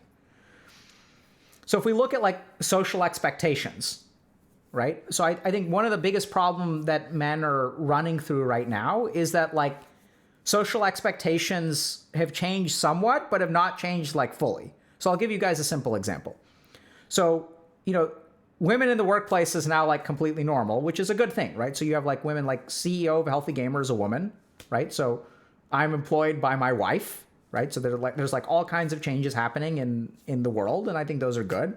The reason I'm employed by my wife instead of the other way around is because she's better at the job than I am. Like, she's a better boss than I am, I'm better at taking orders and she's better at giving them. Easy, right? So that's true. That's the way things are. And at the same time, I think sometimes men are still adversely judged in a way that it isn't fully compensated for the rise of women in the workplace. I have nothing against the rise of women in the workplace. I think the challenge that men face is the consequences of that. So, for example, a lot of women will still have the idea that men should earn more than they do, than the women do, right? So, like, was an acceptable assumption when there wasn't some degree of equality in the workplace, right? So, like, that's where things are challenging, right? So I don't know if you're a man and you kind of say that you don't want to have a job ever and you want to be a homemaker. I don't know how much society would accept you. I would suspect that they wouldn't accept you much. This also comes from anecdotal experience. So I'm not saying that this is right or wrong. This is just my personal experience of like listening to conversations and stuff. And generally speaking, when I have female friends or family members, like when I have male friends or family members and they date someone who is not professionally successful, that seems to be like societally accepted, at least culturally or within my social circle. I'm not saying about society as a whole. I can't comment on that. But I've not seen the opposite is true, where like, you know, if you're a dude and you just tell people like, in fact, quite the contrary, what I'll hear from a lot of people, like women, is like women that I personally know, is that if a dude does not have a promising professional career, that their female friend can do better than that, right? So there's an implicit value judgment based on that, like placed on that difference. So I think that's unfortunate. Like I also have met plenty of people who are comfortable with the man being the house husband or whatever, right? And I think that would be fun and fair. I think, but it's a challenge that people face. Now, this does not mean that women don't face challenges as well, right? So if you're a woman in the dating world, dick pics, right? I don't think that men have anything in the realm of like whatever category dick pics are in. Women clearly have it worse there, right?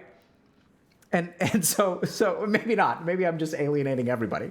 My point once again is that we don't have to like look at the struggles of one particular gender and at the same time like make comparisons to the other gender. I'm not saying men have it easier than women on the whole, or vice versa.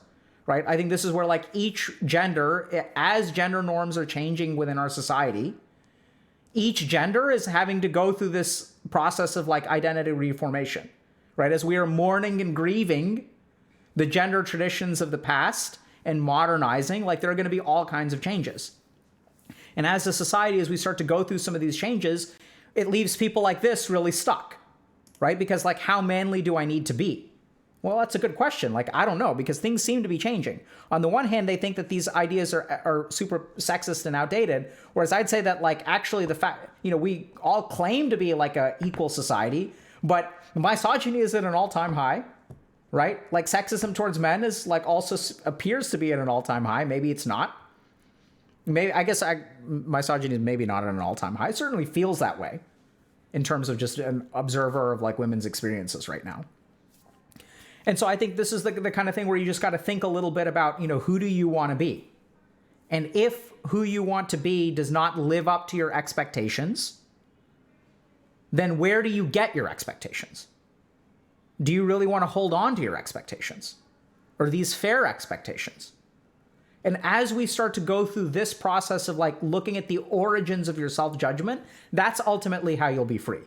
Because my recommendation to this person would be, it sounds like you're an awesome person who has copy pasted the judgment of gender identity from your family into your own mind. And as you've copy pasted it, you actually don't have a problem with it, but you've just got this copy pasted judgment like programming in your head.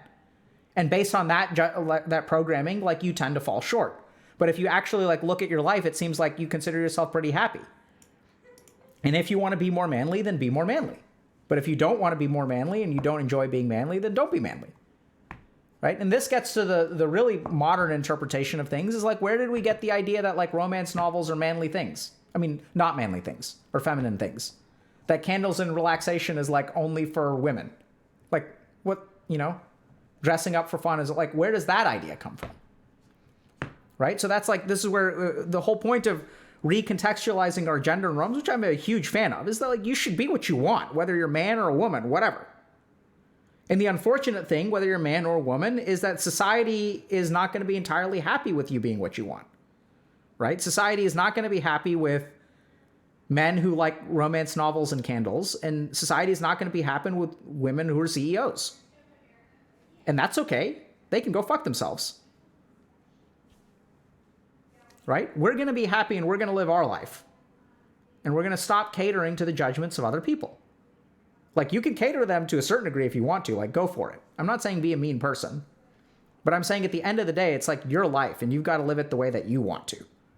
And if other people don't want to accept that, like, I'm not saying that you shouldn't, you know, sometimes people use this kind of doctrine as like, if people don't accept me the way I am, they can go F themselves. So I'm going to be an asshole all the time.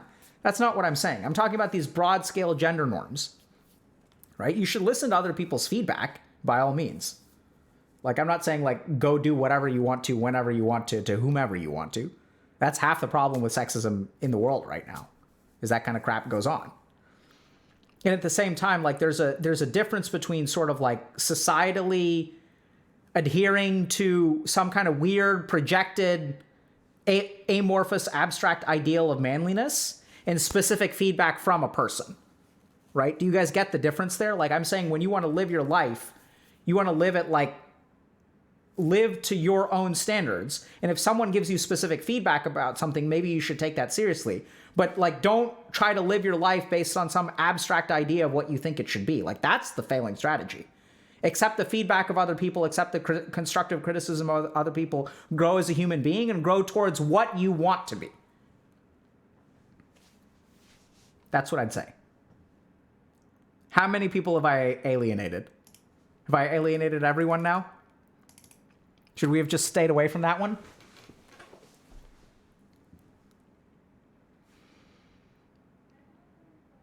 I don't know, man. I feel like, so this is a challenge with gender dynamics. It's so easy to alienate people, but like, this is the challenge I face, is like, sure, it's easy to alienate people, but it's a huge problem for like everyone out there. So like, what are we going to do about it? Like, we can't just not talk about it and risk not, I mean, like, sure, we're going to piss people off, and then you guys are going to give us criticism, and then we're going to integrate it, and then we're going to try to do better. Right? And we're going to continue screwing up because, like, I hate to break this to you, but I'm not an expert in gender dynamics. I did not go to an Indian ashram for 7 years and study gender dynamics. What I discovered at the bottom of the ashram after 7 years is that all gender is false. The true self has no gender. Right? And the rest of it is all crap we construct. Like, you're a human. Like, we can all agree what's a good human and what's a bad human. The moment you add the gender construct to it, suddenly the answer starts changing.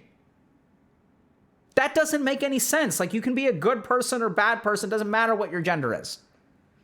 And once we start bucketing people based on these constructs, it's like, oh, this person is a woman, therefore I shall send her a picture of my penis. That's sexist. Not because it's a woman, but because you're treating women differently from men. Right? Like, do what is the good thing. Either send, I mean, don't actually do this, but either send dick pics to everyone or don't send them to anyone. Right? And you don't send dick pics to your mom or your friends. Therefore, you know it's bad. Right? If you don't do it to your mom, you shouldn't do it to this. I'm just going to stop. Oh, God. What have I got myself into? All right. It's enough. Just don't. Like, you guys get that I have a real point here? Right? But, like, it's really, like, you know what's good. And just because someone has a gender doesn't mean that you should change your behavior towards them just because of the gender. That's the key thing. You know what's good. You know what's bad. So you should behave that way towards everyone. Their genitals do not affect the way that you interact with them. Right? So, like, if you're playing a video game and you have someone on your team who is a woman, like, you don't change the way you play the game. We're all fucking here to play Dota. So just play Dota. Right? If they feed in mid, then flame them like you would anyone else. But don't flame them because they're a woman. Flame them because they suck at mid. Right? Don't friend them afterward. Don't try to hit them up for a conversation. Like you don't friend mids who feed. You put them on your block list, which is exactly what you should do. Right? That's the meaning of equality, is like treating all humans the same. So we should do that.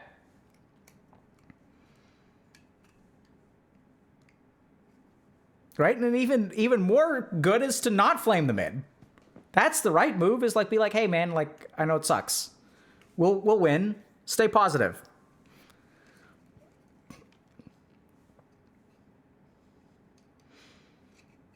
Yeah. Okay. Well, I may have just gotten canceled, so that was fun. Maybe we'll move on to something else. Questions, thoughts, concerns, angry, and if people are upset, by all means, like, post, like, let's have another meltdown on the subreddit. Like, we should do that, right? We're gonna try to figure this out, because this is an important issue for people. Like, so we're gonna learn from our mistakes, which I'm not claiming that what I said today is not full of mistakes. It's actually full of mistakes. So this is where, like, if there's a community that's going to help us figure this out, it's going to be us, y'all. Y'all are going to do it.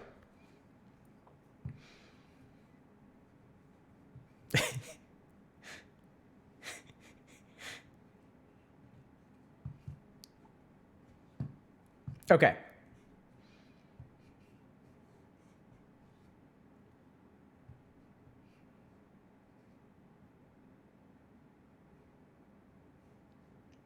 Dr. K, would us kissing on stream be inappropriate? Who's us? I'm confused.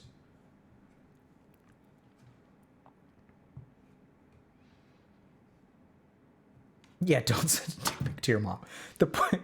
So I don't believe I have to say that. I can't believe I have to say this, but the point of that example was not to suggest you should send a dick pic to your mom. The point of that example was to suggest that you should not send a dick pic to anyone. Right? Did we understand that, chat? Did you guys get that? It's too late. Oh, man. I really don't. I don't understand. What I would love to do is talk to someone who sends dick pics, because I just don't understand why people even send dick pics in the first place. Like, when did this become a thing? Like, I just don't understand. Like, I just don't understand it at all.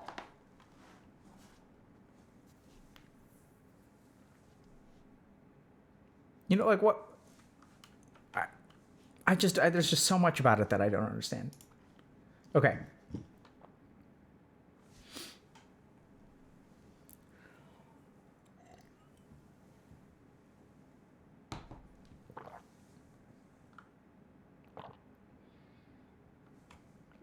Any of it, all of it, dude. Chat, I'm so confused about... Man, modern datings is, like, so rough. Like, I saw this thing recently. I just do not understand. Like, modern dating seems so impossible. I don't know how y'all do it. Like, so, like, somewhere along the way, like, modern dating became kind of like Build-A-Bear, right? So it's like,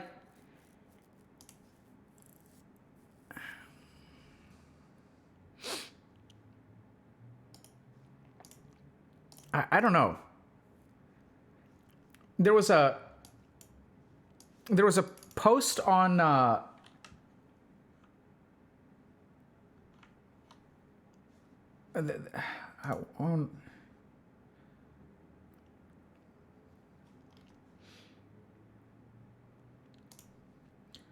I just don't understand what the rules of the game are anymore.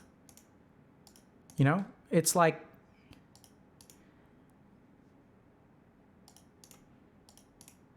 like the...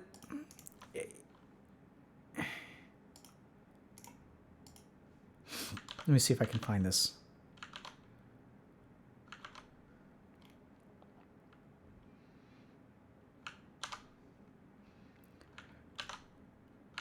Yeah, I can't.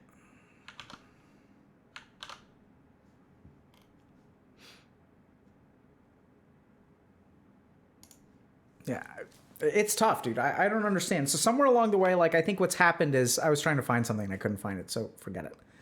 But like with modern dating, I really don't know. I don't. So here are the problems. So the first is it seems like. Let me just think about how to say this. So I don't think the perfect partner in a relationship is found, right? So I think the perfect partner in a relationship is like something that happens as a result of people in the relationship working together. So people will say that marriage is not a reform school, which I completely agree with. But at the same time, wow, this is like weird and laggy. This is weird.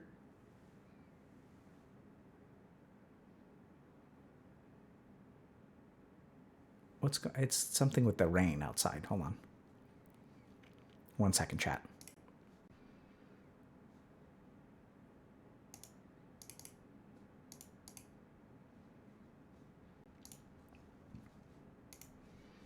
I'm kind of ADD today. Let's see if that fixes it. Does this help? Yeah, it's better, right? Okay. So let's talk about modern dating. So first thing is that, like, so I've seen the inside of a lot of relationships, right? So people may assume that because I'm a psychiatrist, I've only seen the inside of bad relationships, but it's actually not true at all. So I've seen the inside of a lot of wonderful relationships. And you may be kind of confused, but just understand it this way. So some people come to me for relationship problems, right? That's seeing the inside of the bad relationship. But people come to me for all kinds of stuff, like depression, anxiety. And a lot of them are married. And if they're coming in for like depression and they're married, like oftentimes they have a very good relationship because the relationship is so supportive that it helps them overcome those like negative things. So I've seen the inside of a lot of good relationships. And the biggest takeaway that I have is that, you know, the people who are in those relationships did not find the perfect partner. I think the biggest issue with modern dating is that somewhere along the way, it's become like finding the perfect partner, right? So we have a laundry list of like things that we would want in a perfect world. And, you know, what's out there is the internet. So like there's like 10,000 people out there, or 100,000 people, or 200,000 people. So like, let's go the Build-A-Bear strategy. I want this, this, this, this, and this. But this is the tricky thing about taking that strategy is that even if you get all those things, like that's not going to make a good relationship. Right? Like having someone who makes, let's say, 6 figures or has a certain physical attribute that you like penis size or breast size or whatever. That doesn't actually mean that that's going to be a good relationship, right? So somewhere along the way, you started wanting all this crap, which has nothing to do with actual successful relationships. And from what I've seen from the inside of successful relationships is oftentimes they're like missing some of the things that people are usually looking for. Right, so one of my favorite, you know,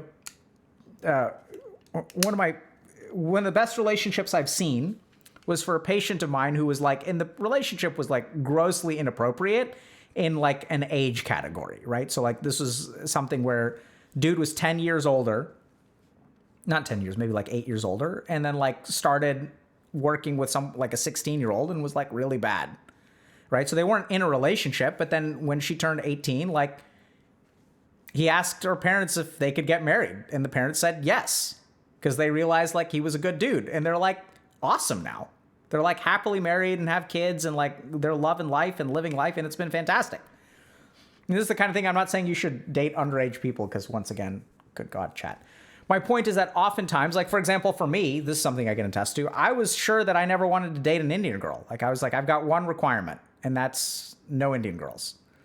And my wife, who's Indian, also had one very simple requirement, which is no Indian guys, right?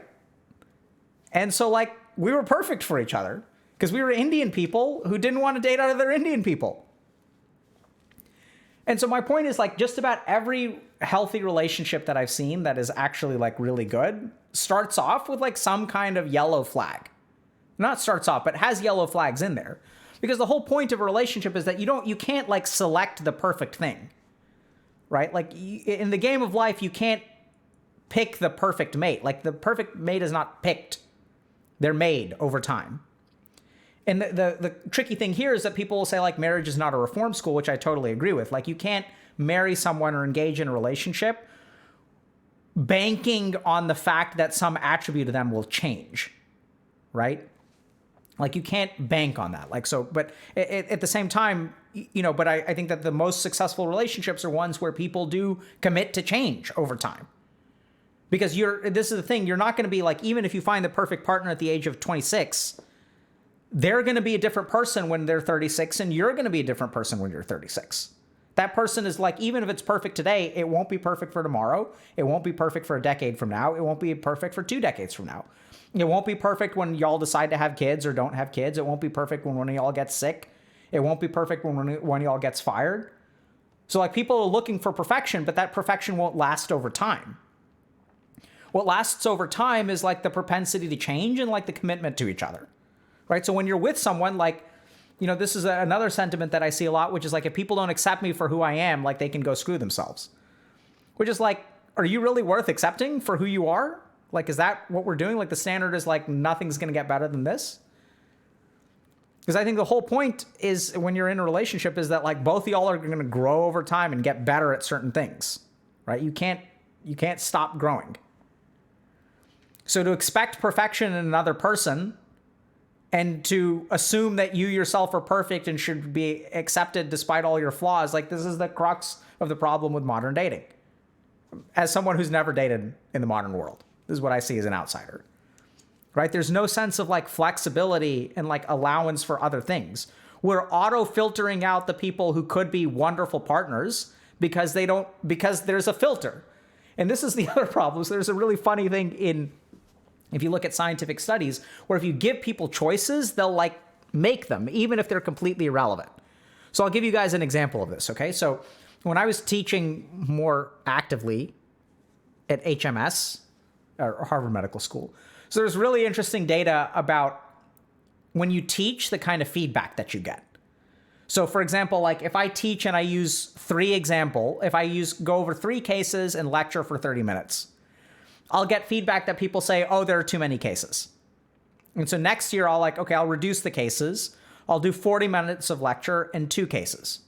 And then I'll get a feedback that says that the lecture is too long. And so then like, I adjust the other way. And the truth is that you can't ever make people happy completely, because there's different kinds of categories, right? Some people want more lectures. Some people want more cases. And modern dating's sort of the same way, where like, you can't make everyone happy, but whatever you ask people is what they'll give you answers on. So if I ask people about whether the lecture is like, whether you want more cases or less cases, people will say we want more cases or less cases. But if I don't even ask them, they're not going to complain about it. They'll give me 5 stars. It'll be totally fine. They'll be completely fine with it. So when you start collecting certain kinds of data, it actually influences like how people respond to it. Another really good example of this is the more frequently you ask people to rate their pain, the worse their pain gets. There's a study where they asked people who had like cancer or something, how bad is your pain? Nurse would ask them every hour. Their pain was way higher than the people who got asked like 5 times a day, right? So when you ask people for stuff and you give them categories, they start to like make selections based on those categories. And so now like get in the mind of a dating app. Like, what can you ask people? You can't actually measure what makes a good relationship, right? You can't measure the capacity for change. You can't measure EQ, which if I was running a dating app, what I would do is like check people's EQ and do personality assessments. I wouldn't just ask people for a laundry list of what they want. But since there's only a certain resolution for the data, that's how we start building profiles and making selections, right? So like, when you list your profession, people are going to start picking you based on your profession. And so the big challenge is that dating apps, like, this only stuff that they measure appears to suck for finding relationships. But since that's what they measure, and you got to measure something to give the impression that your dating app is better than all the others, so we're going to take more measurements than other people. Forget the fact that no one has ever done a study that shows, do measurements in dating apps correlate with dating success? That's the most basic thing. Does making a profile actually, like, does this profile versus this profile correlate with better success? Right? So we're all measuring all this stuff. We're making all these dating profiles that have like lots of stuff that don't actually like correlate with successful relationships. And so this is modern dating. Everyone's judging each other based on what you guys get this? What you judge each other on is based on what the app gives you the option to judge on. Are those even the things that you want to judge on? Doesn't make sense. Yeah, EQ is emotional quotient. So it's like your capacity for empathy and like understanding other human beings. Right?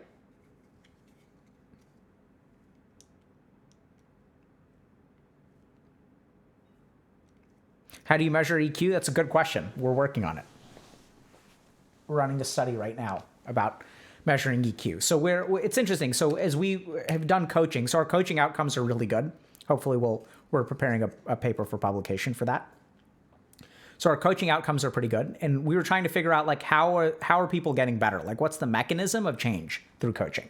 Because it's not like they're meditating every day. It's not like these are licensed therapists. So how is depression and anxiety actually improving if they're not trained to do that? And so our big hypothesis came up, our research director came up with it, is that emotional quotient is changing.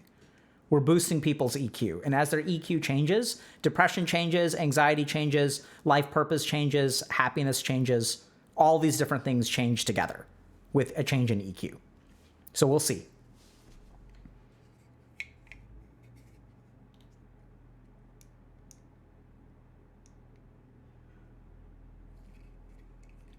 So we're trying to develop measurements for EQ because we haven't found really great measurements yet.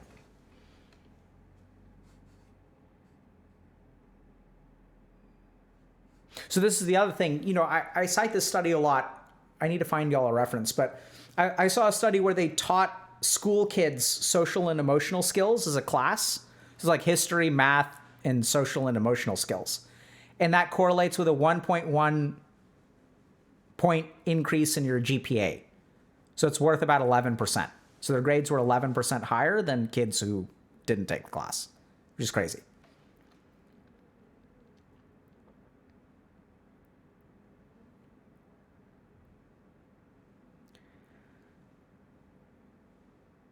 Yeah, so there may be emotional intelligence tests out there. This one person is saying his speed A is saying 341 questions in 60 minutes. That's what we're trying to develop an abbreviated version. Like we're developing our own. So we'll see. Okay, shall we meditate? Can you teach yourself to improve EQ? Absolutely. That's what I'm saying, is you can teach people this stuff. Right? So now what we have to determine at HG is we're going to develop our EQ measurement, validate it, and then we're going to give it to our coaching subjects. And we're going to measure if it changes over time. And then we're going to see what's the correlation between your improvement in life purpose and your like direction and motivation and your EQ. Yeah, for people who are curious about differences between coaching and therapy, I think we have a YouTube video about it, so I'd check that out. But here it is in a nutshell. So the formal training of a therapist is pathology focused, right? So if you go become a therapist, you're going to be learning about depression, anxiety, addictions, all that kind of stuff. It's not about like goal focused or understanding focused. It's about how to treat people. So you're going to learn diagnostic criteria. You're going to learn evidence-based treatments. It's all about treatment of pathology.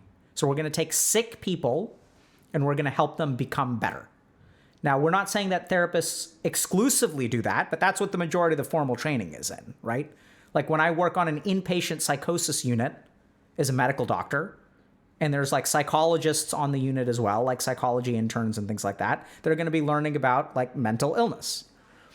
Coaching is a far less regulated and standardized thing because it's not dealing with illness, so it's not medicine, but tends to be much more focused on like goals and like understanding and achievement.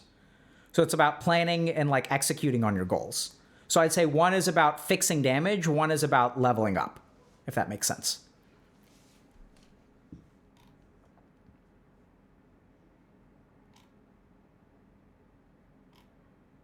Y'all want to meditate?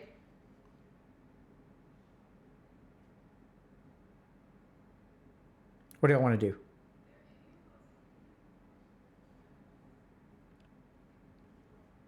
What are y'all feeling in the mood for?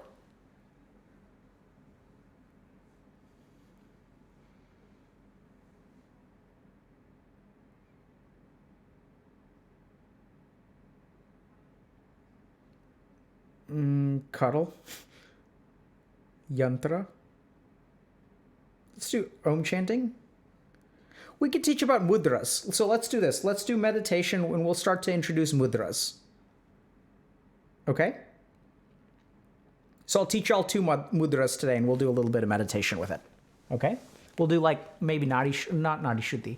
We'll do some kind of breathing meditation with mudras. So I'm going to teach you guys about mudras today.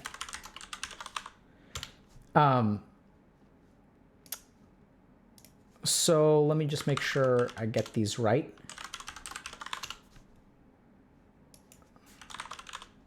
I'm forgetting.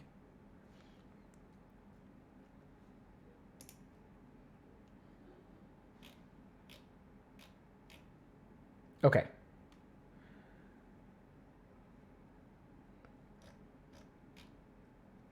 All right, so we're going to teach you guys a couple of basic mudras. So the first is, what is a mudra? M-U-D-R-A. A mudra is a seal or a gesture. So if you guys have seen like Naruto, and you know how they do all those like hand gesture stuff, those are all like mudras. So there's a lot of stuff in Naruto that's sort of like based on yogic stuff, but is, you know, fictionalized. So the idea behind a mudra, and this is where things get, so this is like a little bit more on the spiritual side, not really very scientifically verified at all. Or yeah, I've never seen a study, they may exist now, but I've never seen a study about mudra and whether it actually has any sort of impact. So completely unscientific. So a mudra is essentially like a hand sign, or it can be hands, or seal that's supposed to connect your prana or your vital life force in a particular way. So it's supposed to boost or enhance the benefits of certain kinds of spiritual or yogic practices. So in the yogic system, we also like the chi, so Chinese system and Indian system, we have like this vital life energy called chi or prana that flows throughout our body. And when we adopt a particular stance for our prana or our vital life energy, it like produces certain kinds of benefit. So I, for example, will do particular practices that enhance the flow of my chi or prana to my third eye, which governs like intuition and understanding. So a lot of people think I'm a very good psychiatrist, which I'm sure I'm decent. But I really think that a lot of my psychiatric acumen actually comes from spiritual training and specifically third eye practices as opposed to like other things. Because it's not like I studied harder than any of my colleagues. So today what I'm going to teach y'all is 2 very basic mudras. One is going to be sort of a mudra for like elevation, and one is going to be a mudra for grounding. So they're going to be 2 versions of the same thing. So one is chin mudra, where we're going to put our hand like this. We're going to touch our thumb to our index finger. And as we sit, we're going to like put our hands out like this. So I'm going to rest them on my knees. And the other is jnana mudra. So jnana mudra is exactly the same. The only difference is that our palms are going to be down. Okay? So this is chin mudra, palm up. Jnana mudra, palm down. So the 2 things to understand about chin mudra and jnana mudra is that if you are interested in meditation for physiologic, physical, or medical benefits, if you are interested in meditation for grounding, then you should do jnana mudra. So your hands should be like down, okay? If you're interested in meditation for spiritual development or meditation for like not for like a material reason, not for a physical reason, then you should use chin mudra, okay? So this is very, very simple. I'll reinterpret or, explain it differently elsewhere, but if you guys want a very simple introduction to mudra, we're going to do chin mudra or jnana mudra. So you think about it for a second and decide, like, what am I meditating for? Am I meditating for anxiety? Then you should do jnana mudra. Are you meditating to understand what lies beyond the veil of death? Then you should do chin mudra, right? So it's like, are you looking for a concrete material, physiologic, or medical benefit? If so, jnana mudra. If you're looking for something weird, hoity-toity, spiritual, up in the air, don't really care about science or anything like that, chin mudra.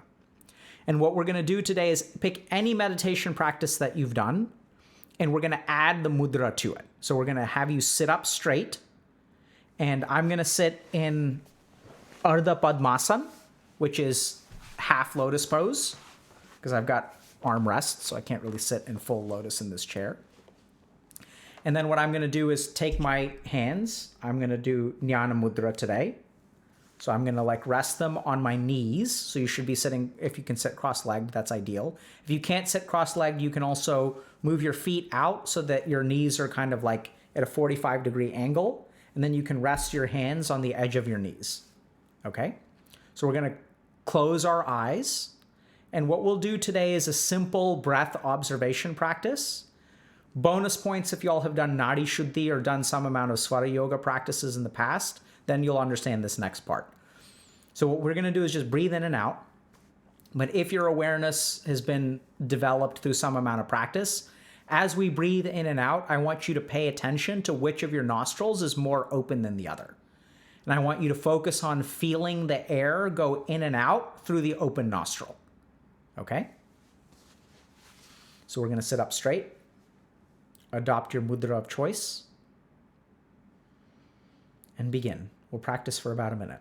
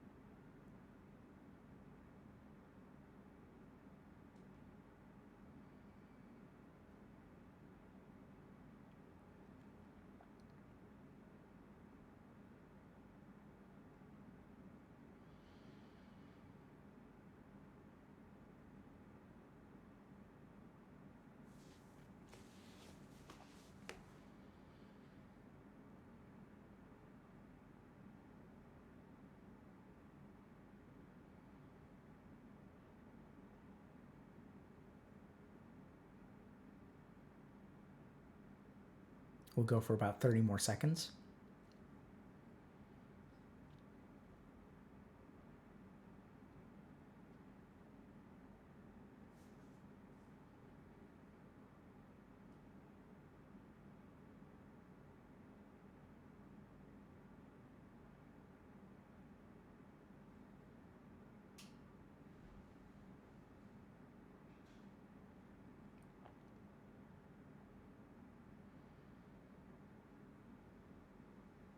Now we'll slowly come back.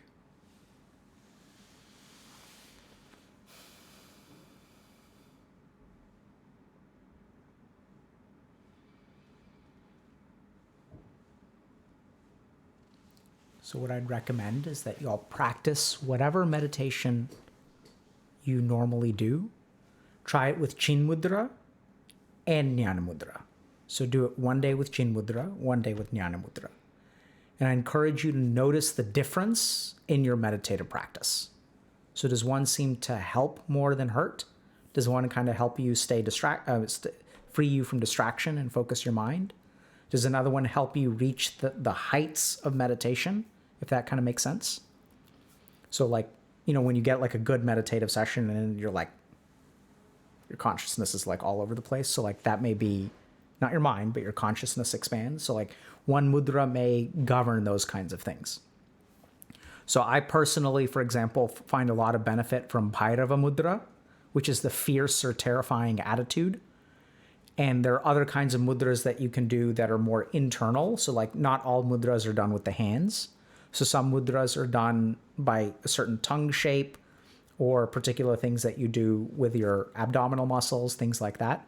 So mudra and bandha, or locks, bandha means lock, are more advanced practices of meditation or yoga that can be used to enhance an existing meditative technique.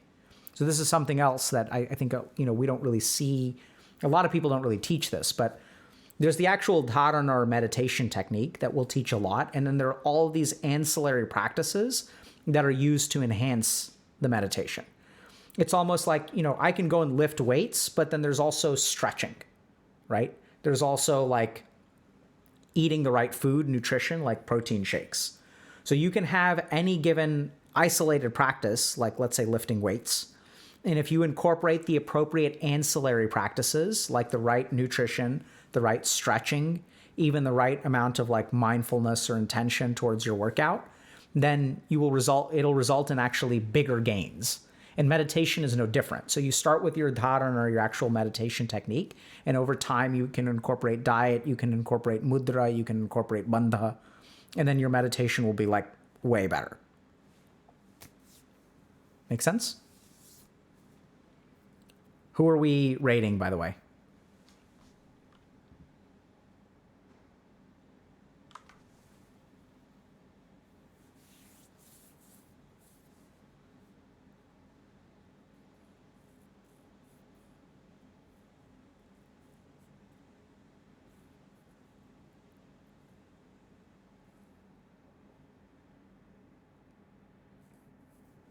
Amaranth, the Destiny?